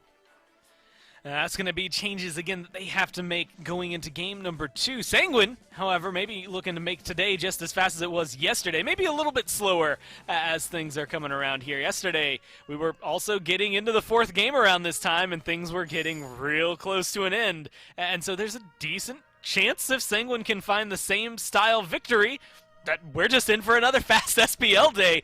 But, of course, everyone always hoping for that 3-game set, mainly just because at this point I think we want more Smite. We're kind of itching for it after yesterday. So Obey, a lot of pressure on them to come around. They also would like to not get 2-0'd, I think, for their last set of the phase. But that's neither here nor there. I guess that's actually right here, right now, because of the fact that it could potentially be that way. Hebo, Persephone, Cupid all banned away so far. Do you think Sanguine could just go for the same bans? I mean, the Athena maybe you don't have to go for, but at least Cupid and Nemesis. Look, if I'm Sanguine, I don't feel the need to change anything. When a game's as fast as Game 1 was, that's pretty convincing. So you want to put the onus on Obey to shift up their own strategy, trying to address the bans as they will. And it seems like Obey are going to be the ones making the first pivot. They're going to go ahead and target out that Ra immediately. They weren't happy with how well Shinto was able to play around those team fights. But Sanguine, on the other hand, as you highlighted already, are going to ban out that Athena yet again. But it seems like Obey still very confident in this Yamoja pick, as they should be. I think Bobby had a pretty decent game with his ultimates in Game 1. Might as well go back to it in Game 2. I've been left behind in the dust because I'm still flabbergasted. I never thought I'd see the day. It's almost like a full circle thing that Obey are the ones now banning the Ra that Wolfie kind of heralded into the phase. I think it's well, just poetic, I guess, is the best way to word it that comes through. But, you know, we were talking about the Hokage himself, Yarkor, at the end of Game 1. Now we get to talk about him before we even get into Game 2. King Arthur, this seems like it's going to be a really good fit for Sanguine. It will be, and it has been, right? Like, they are very adept at playing this pick, an absolute lane bully, and we see that he's able to rotate out a lane pretty consistently and make his impact known through mid, so I like it overall for him. And then matching it up with the Rom, once the Cupid has already been banned out, means that Obey is going to have to take one tier down on their Hunter, whereas Sanguine are coming out on top. But already we're seeing that Sanguine aren't too concerned with what Obey are banning. Normally when you have 3 targeted bans on one guy, you want to pick up your mid laner, and they still have the opportunity to do it in their top 3. But if they don't take another mid laner here, Sanguine that is, I think Obey would be very comfortable banning out 2 more. That's then going to be playing the game of what else can Shinto play, which honestly I kind of want to play, so maybe I'm at least hoping they don't pick a mid laner here so we can see how far down the God pool it will have to go. They get the Jingwei back, they get the Osiris back. So far, the top 3 remaining the same here for Obey, but based on what we were saying coming into this, especially for the team that needed to make the changes, Obey were the ones that really needed to make at least some shifts. We'll have to see if that comes in the latter 2, because Merlin's now locked in for Sanguine. They make a nice pivot there in the mid lane. And again, if you look good on Ra, you're going to give him what I would argue is a signature god here for Shinto and the Merlin. This seems dangerous to be playing for Obey.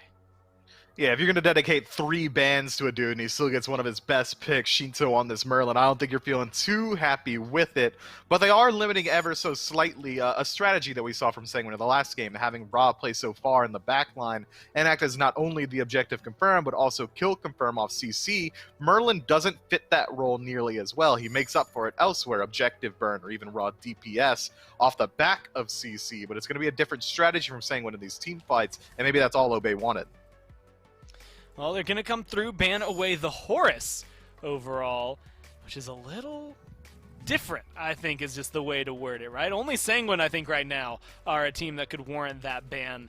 And we'll have to see where that ends up pivoting Wrong You to. Unless Yarkor is going to do something absolutely insane and play King Arthur support, but I don't think even the last week of Phase 2 is not crazy enough for that. At least not yet.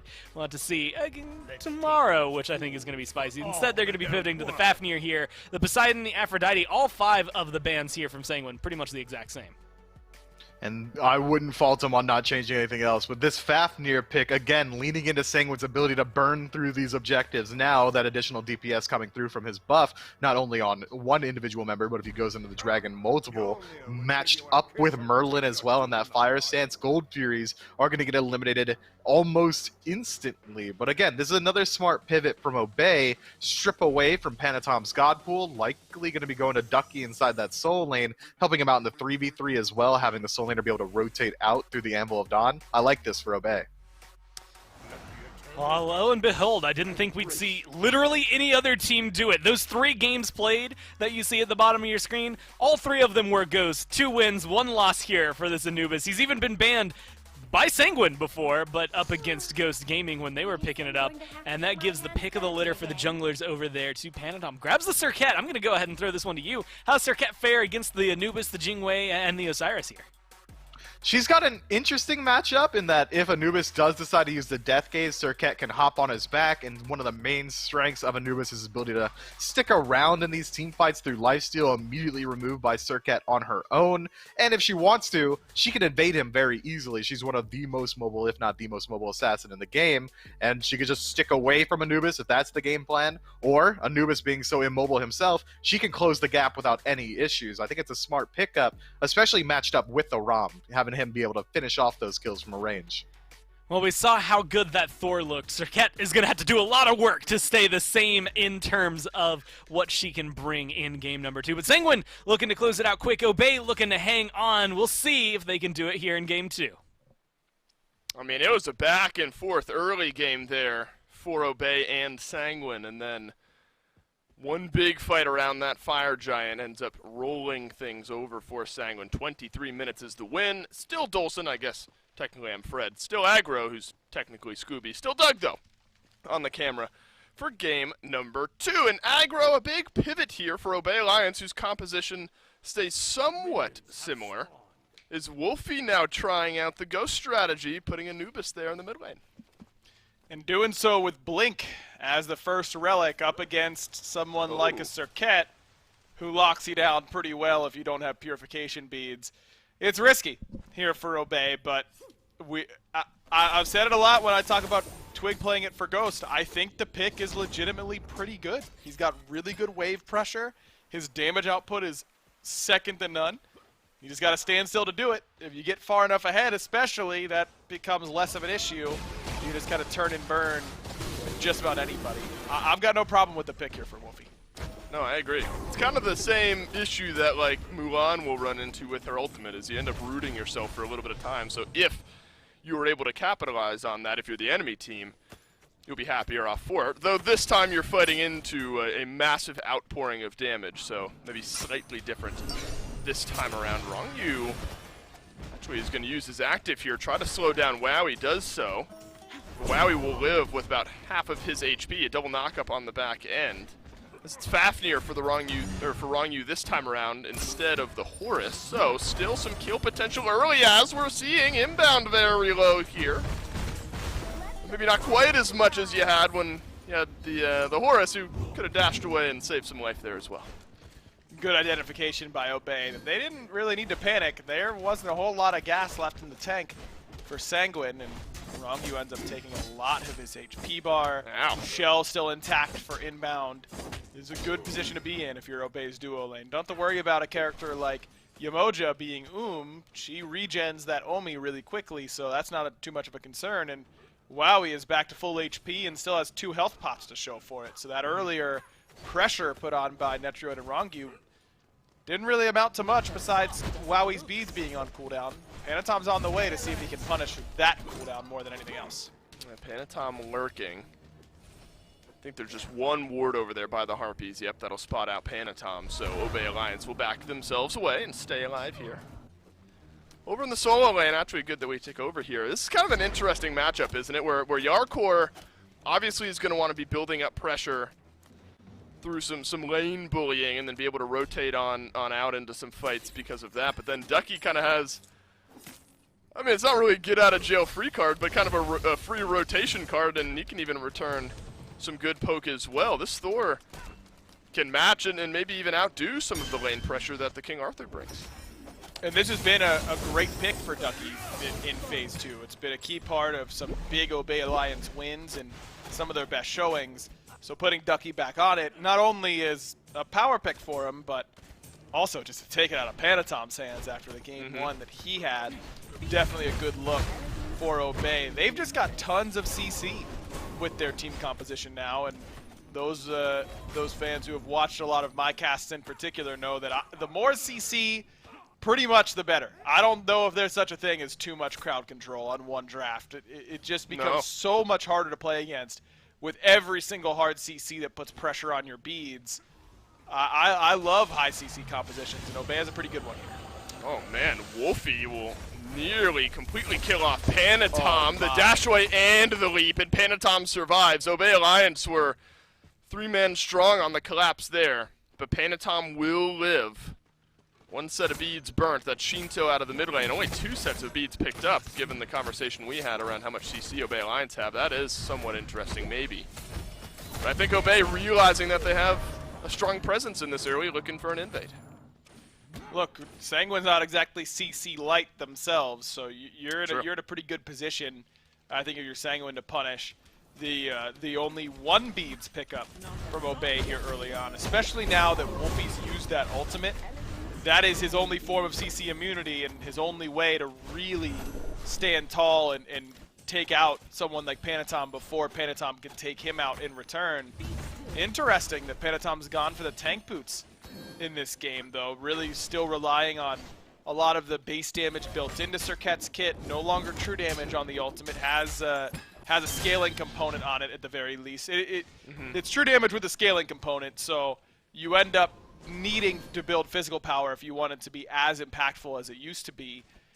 But with the tank boots, you get a lot more CCR, you get a ton of protections on both ends. I think tank boots are probably on the end of overtuned, if anything. I think they're that strong.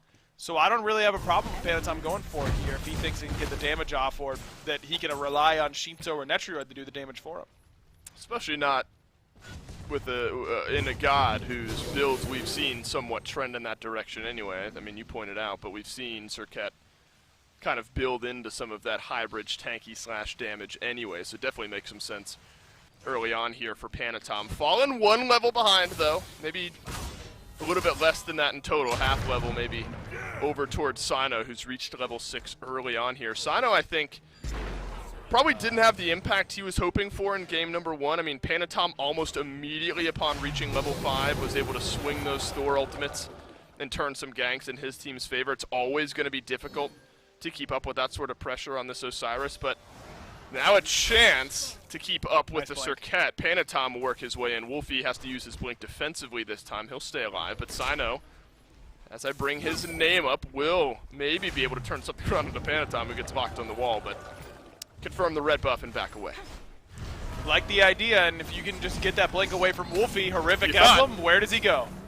Wolfie right back through the Riptide from inbound, but Shinto from range has enough damage, a double kill. Oh no, that's worst case scenario. This guy on Merlin is just too good, but look at the fight happening on to the left. Wowie picks one up on a Netrioid as Sino's kind of left the red buff skirmish and created one of his own here on the left-hand side of the map, and Netrioid does end up going down. But the big story here is now Shinto with a double kill. Could still be a chase on, and Sino will actually leap in here. He's done half of Shinto's damage. Ducky will rotate over from solo as well. Panatom doing his best to lock him in, and Ducky will follow up the double tap in onto Shinto. And look at the chase on the back end from Obey, grabbing a couple kills. I don't know why Shinto turned back around. I thought he was out. Rongyu kind of in a similar boat. I don't think he was going to survive, but still ends up getting caught by Ducky's rotation. And what has Yarkor gotten for this time that Ducky has really swung the game back in Obey's favor nearly single-handedly? Not a whole lot. A slight level advantage, you know, a little bit of extra XP that Ducky didn't have access to, but buffs weren't up for Obey on that side of the map at the time, so Ducky timed his rotation perfectly. Yep. And throws Obey's hat not only back in the ring, but in the lead on the back end of that Gold Fury they got. I think that's, you know, some of what I was looking at over in solo lane earlier. I mean, if you're going to potentially just get bullied in fights by an Arthur, grab yourself a Thor if you're Ducky. We already know you like the pick anyway, but then you can do stuff like that and join a fight while Yarkor's still in mid. Ducky is there brawling with the rest of his team. Now 2-0 for him. I was worried about Shinto being 2-0. And still something, maybe a small cause for concern. He's gone Divine Ruin early, so a little penetration for him. And then some anti-heal to deal with this Anubis who's gone Pythag's piece first. But Ducky as well now, Aggro. I mean, he's got himself a couple of kills, and that sometime is a death sentence in its own right as well. This Thor now feeling a little extra powerful.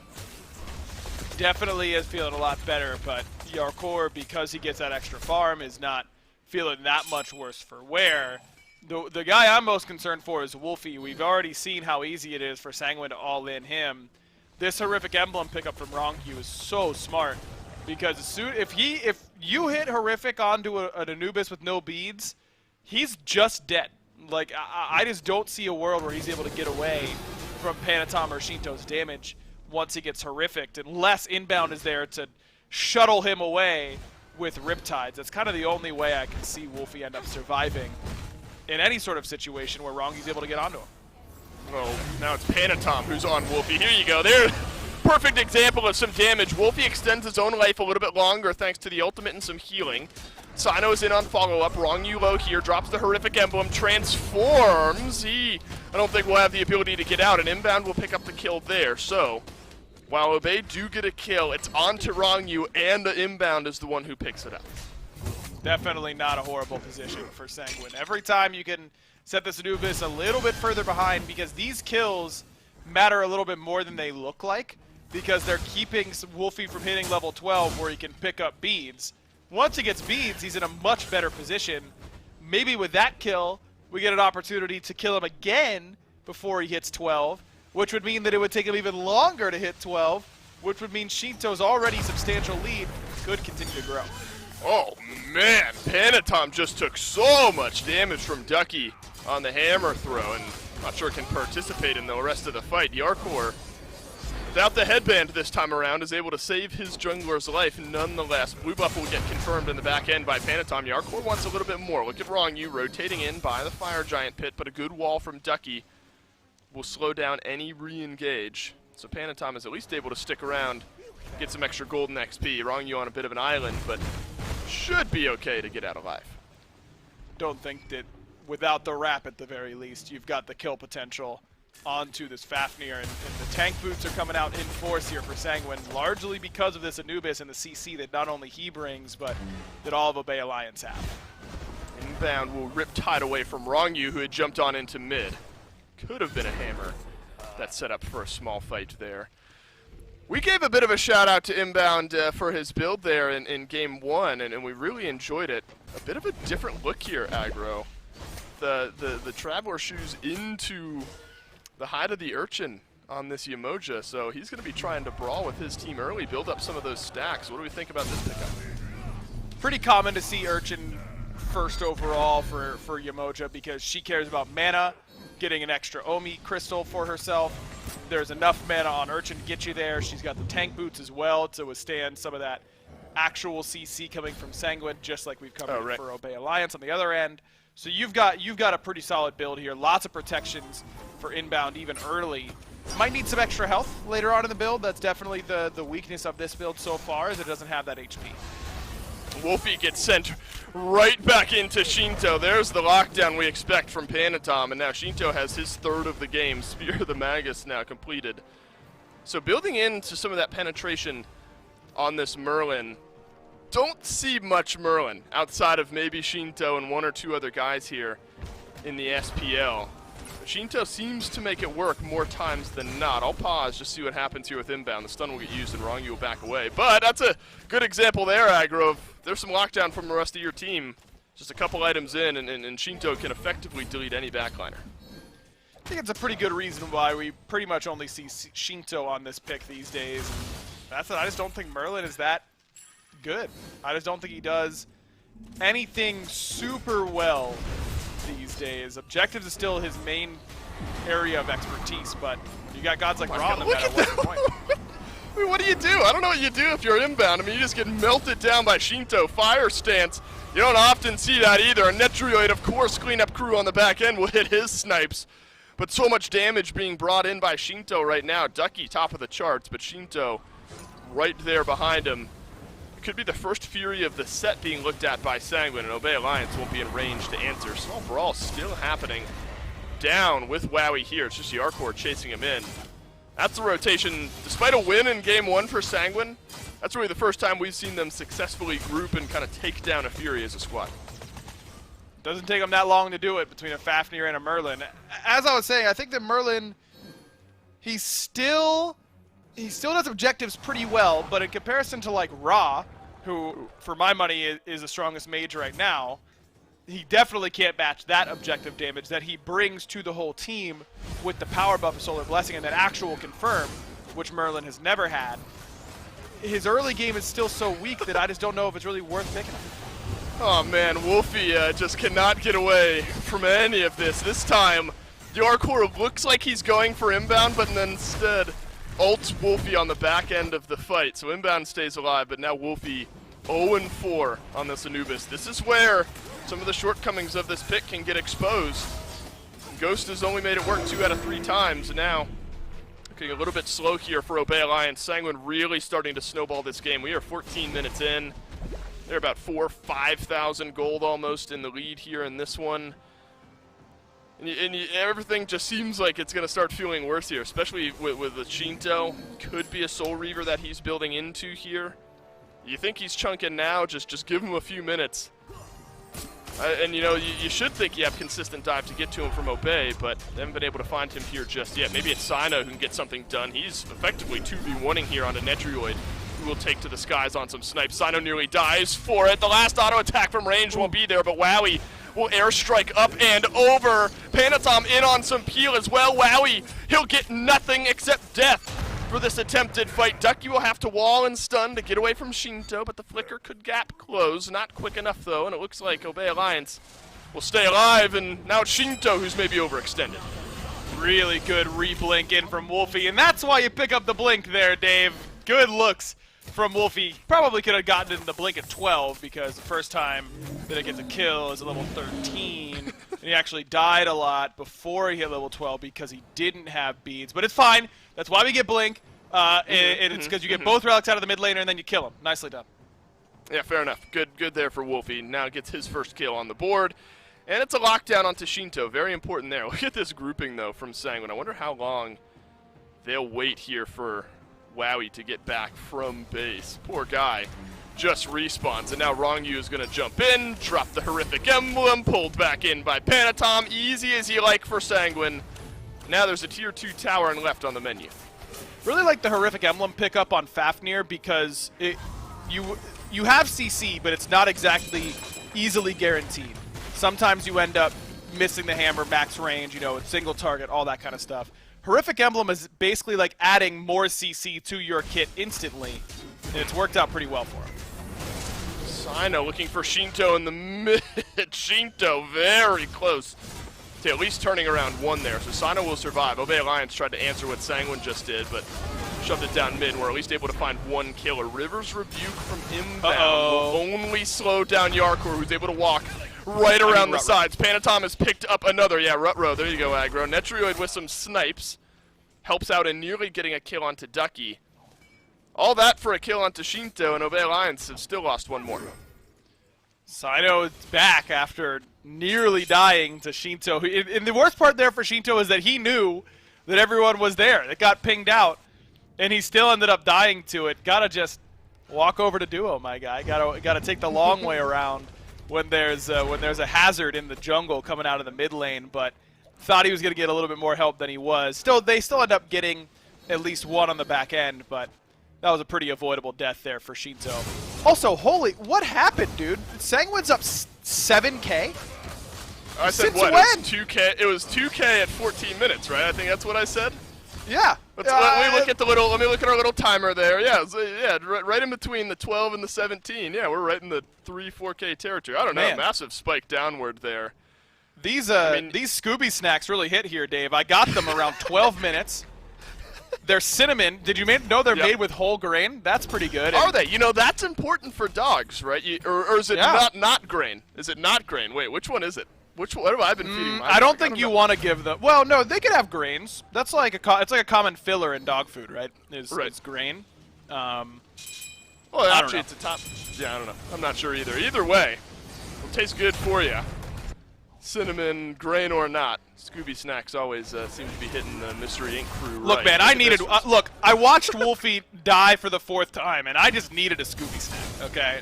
Yeah, he needs some Scooby Snacks too. Unfortunately, it's not like spinach for Popeye, where suddenly like you're transformed into an unstoppable force like Yarkor is right now. He'll die, but he stays alive a bit longer than Obey Alliance had bargained for.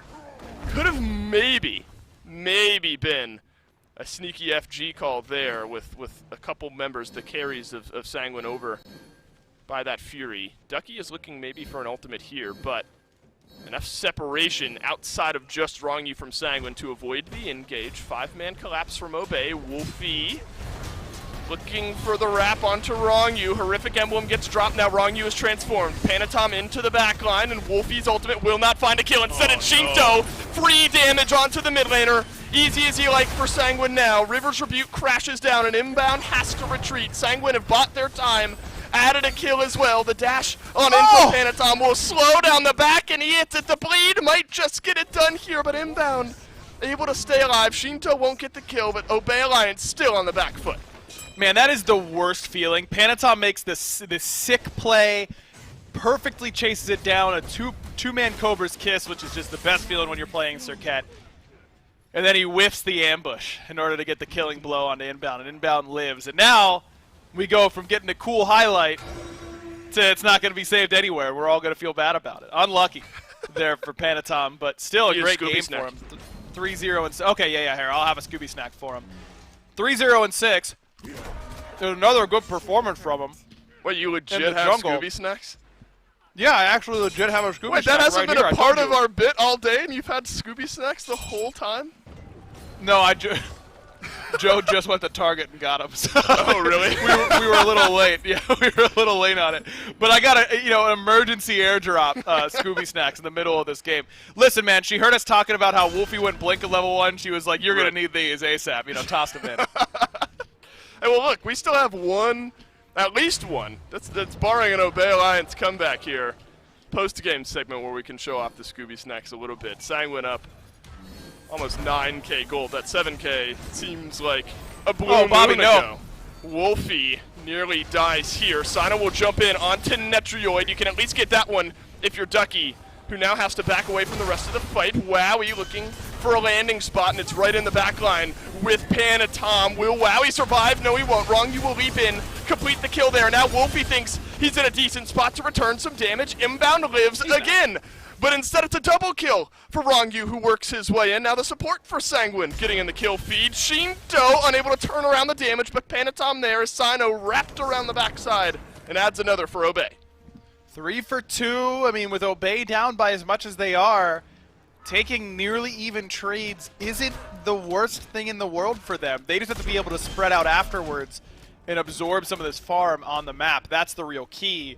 But taking the carries out for Sanguine means that they can't exactly do Fire Giant with just a Serket, a Fafnir, and a King Arthur. It's not exactly DPS central on that objective. So at the very least, Obey's target selection was good.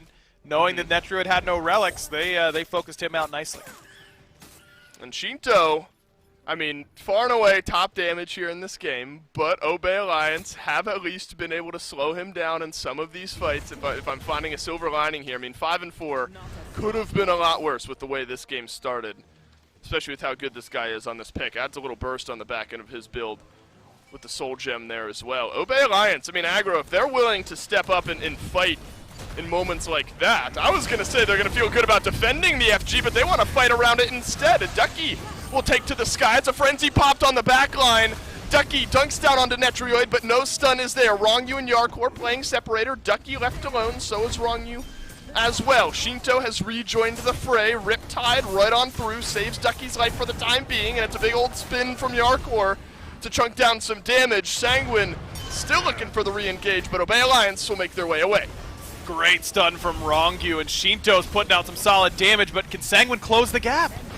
Oh, nearly do. And how many times is this guy going to live with a sliver of health? Well, whatever it is, tally one more to that column as Sanguine now turn their eyes over towards the Fire Giant. Inbound has to leave. Ducky has to as well. And Sanguine do this quick enough that outside of a steal, which could be from Sino, and it won't be. Sino instead will go in. Maybe falls on the back end of this fight now. Wolfie blinks in, but won't grab the kill. Sanguine 5 strong with the FG. You know, I just realized Anubis is a dog. I should be, like, rooting for the dog this one. That should be the bit, right? But right, we're all dog fans around here. Well, like no, because I'm UGA, Scooby-Doo, puppies. the Right. dog. Oh, got it. Right. I forget that you're not constantly wearing dog costumes. Big difference maker here in this one. Yeah, maybe, right, at least not on broadcast. Wolfie has to heal himself up, but Yarkor sees him right over towards the Oracles. My God, look at the damage from King Arthur. This is just going to get worse. A double kill for Yarkor. He's going to chase down onto inbound to now. Ducky, big stun in the back. He's there with Sino as well. And now Obey Alliance have picked one up onto Netroid, and Sino is likely able to get out alive here. Panatom leaps in, Sino turns course, and Panatom rampaging as the Osiris takes a seat. I don't know what Obey saw to make them think that that was going to be a good fight for them. Maybe it was in color, because I, as a dog, Scooby-Doo, by the way, only see in black and white. But that seemed pretty clear to me that that was not going to be a great fight for Obey Alliance chasing down Sanguine. They may have been a little bit low coming off the Fire Giant, but that was some time ago, and Fire Giant regen doesn't mess around. Here's a good metric on how much damage Panatom's build can still do. Yeah, there's a little hybrid in the mid there. Tank boots, sledge, you know, some extra tankiness built in as well, but still almost able to completely kill inbound all on his own. Shinto will round the corner to burn him down at the end. We have now reached 24 minutes, so a little bit longer in this one for Sanguine, but somewhat staggered out now, Obey. These fights could pay off big time for Sanguine if they could win them cleanly. Luckily, Wolfie is able to dispel the engagement from Sanguine, and Sanguine will have to take a breather. Good damage coming from that Death Gaze, and that's enough to force back Sanguine for the time being. Remember, they still need to back after Fire Giant. They did that how long ago? They must have a lot of golden hand right now. Yeah, over 2K for nearly everybody. Only Netroid, who ended up dying, had a chance to spend before that. These are going to be full builds pretty much here for Sanguine. Staff of Mirrodin, yeah, baby, on Shinto. I like that. Get me some extra burst on the back end of one of your mid-fight transformations. I mean, this guy is going to be swinging here at the end of some of these. I think Obey Alliance, though, as lopsided as this game may has felt, Ryan, Obey, with Ducky and with Sino, have been able to find Shinto and Netroid on a basis that, not necessarily saying is game-changing just yet, but will make the backliners think twice about their positioning, thanks to, you know, some of the CC built into those kits that we've talked about early on here. Panatom avoids the damage, but Sino sure can't. There's a 1v1 for you. Ducky, the unfair 2v1 turns around. Ramsey's loving it, and Ducky will trade out for the 1-for-1. Yeah, at least something goes Obey's way, that Panatom still ends up dying, and with how valuable he's been, that's only his first death. That's a big one to get. Sino still has to be on the bench for 30+.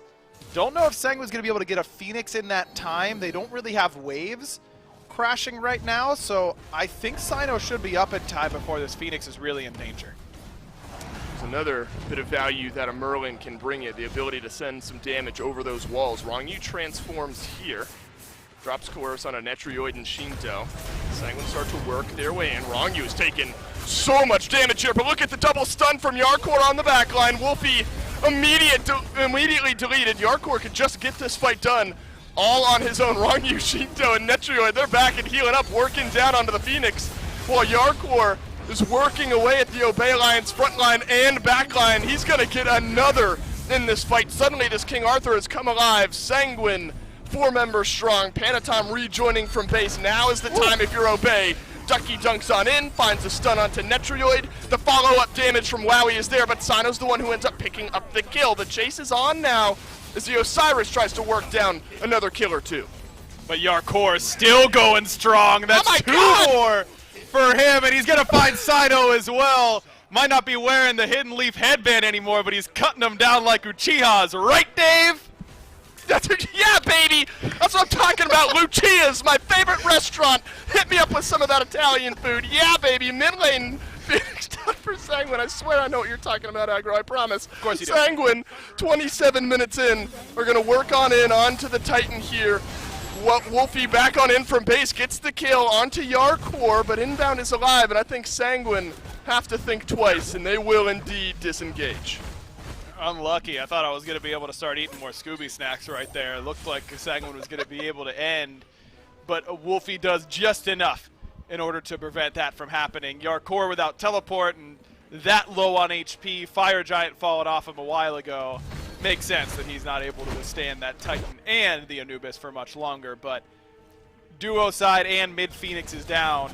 That's a pretty tough task now for Obey to come back from here. They've really got to try and abuse the fact that Sanguine has low relics right now, particularly for Netrioid and for Panatom. I think if you're Obey, you just kind of go for it on this FG. You hope that you can stall Sanguine long enough to make sure it's enhanced so that it's even harder for them to get, and then you let the FG do some of the work for you because you need the help. Wow, they don't even want to fight around the FG. Obey Alliance might be trying to fight right now. Shinto with the beads will sidestep the stun from Ducky, who has to disengage. Took half of his health instead. Now it's inbound, popping the frenzy, but Shinto, of course, he's going to kite Yon backwards. Wowie airstrike over, but now he's in the middle of all of Sanguine. A double kill for Shinto. He's got Sino, he's got Wowie, and Aggro. Sanguine, I think, could walk down the mid lane and might just take the Titan. Yeah, what was that about enhanced FG? Yeah, we don't need any of that. That's not going to be necessary here. Inbound gets CC'd, has the Riptide, but can't imagine he's finding a way out of this. That's a leap on over from Rongyu, who actually might die to Wolfie. The damage just shy, but it sure isn't from Sanguine. Shinto has gotten all 3 of the kills on all 3 dead Obey Alliance members. Ducky survives in the end, and it's inbound here as well. I'm not sure they have the damage to keep this one at bay. Rongyu is going to be there to play separator. Shinto finds a 4th. Rongyu finds the deicide, and Sanguine, they'll find the 2-0. Look, Sanguine, Dave, I'm going to be honest with you. Tomorrow, I think we might have some sets that that go a little bit differently than a lot of the SPL we've seen up until this point. Sanguine can't help but pick good gods. Like, they just don't have it in them to pick bad gods, I don't think. So it doesn't surprise me that they came in with a locked-in game plan. It doesn't surprise me that they were walking away with a 2-0 victory. Can we see those Scooby snacks now? Yeah, they're right here. And I tried to look up like a Scooby snack compilation of how he eats them, but I think they kind of just toss them to him. I don't really have anyone to toss it here to me. Quick, and it's really hard to get them with the paws. Sure, understandable. I can, what flavor are they? You said cinnamon? Yeah, cinnamon. And they're whole grain. Whole grain, which is definitely good for humans wearing dog costumes. Jury's still out, I suppose, on dogs, whether or not. Not sure. We'll take a break, though, after Sanguine get themselves a fantastic set win here, 2-0 over Obey. We'll be right back, though, to break it down.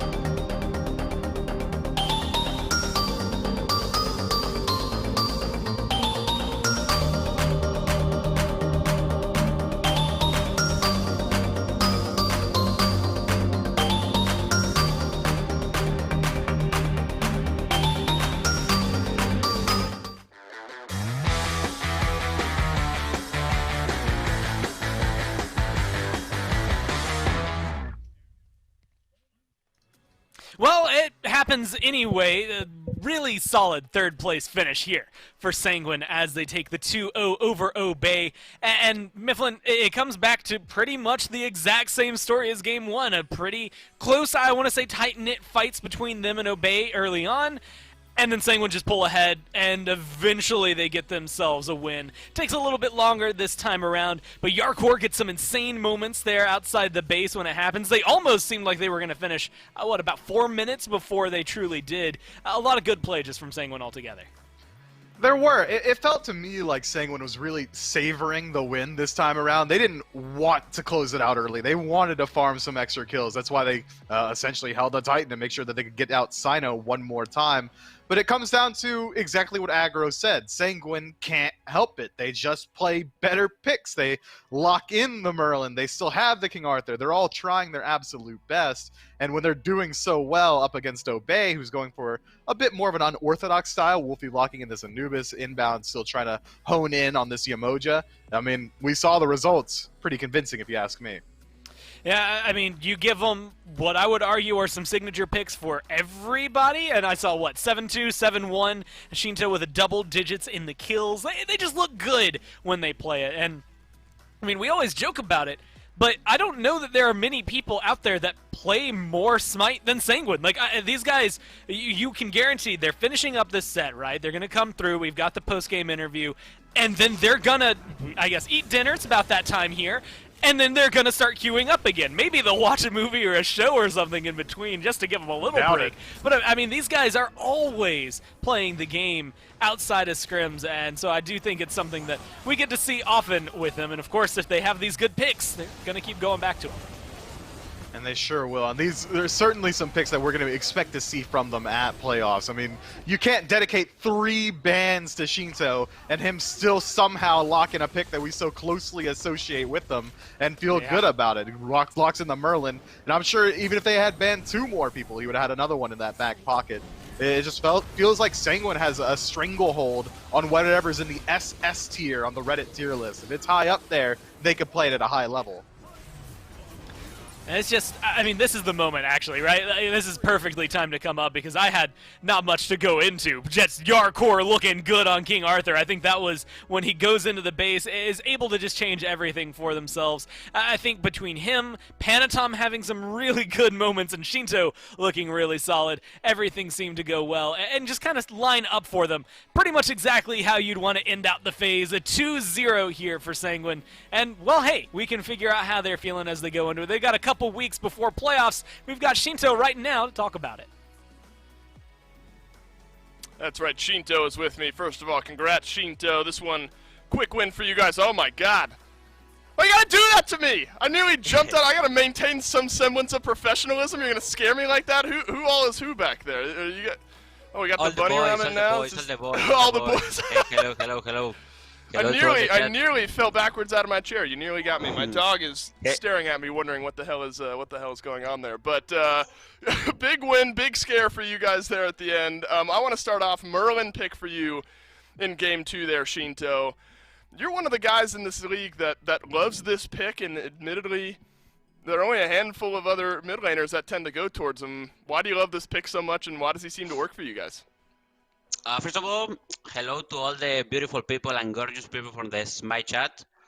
I don't know, I think I like Merlin a lot because in my team they give you a lot of farm to me and a lot of item. So Merlin is really good of that because if you have a lot of item with Merlin, you can frag easy to all the people. So yeah, I think it fits really well on me. Nah, I'm totally mad to Aggro because he say Merlin is bad. So we need to talk about that later. Hey, for what it's worth, after you got a double kill early in that game, I was like, man, this one suddenly starts to feel over because I know what you can do with a couple of kills on the Merlin. You guys win 4 out of your last 5 games here in this phase of the SPL. Do you think that your team is starting to hit your stride at the right time, moving into playoffs and placements and all that sort of stuff in the future? Yeah, we're preparing a lot. We're playing a lot of smites, a lot of scrims. We're trying to improve a lot to worlds and playoffs to be prepared and to win for sure. What do you think? I mean, you guys obviously finished phase 1 in the first place spot and move into phase 1 playoffs. You finish in third here. I mean, this team's first year now complete in the SPL. You finished top 3 in both phases. It's obviously got to feel good for you guys. Is that a point of pride for you guys and really everyone representing Sanguine?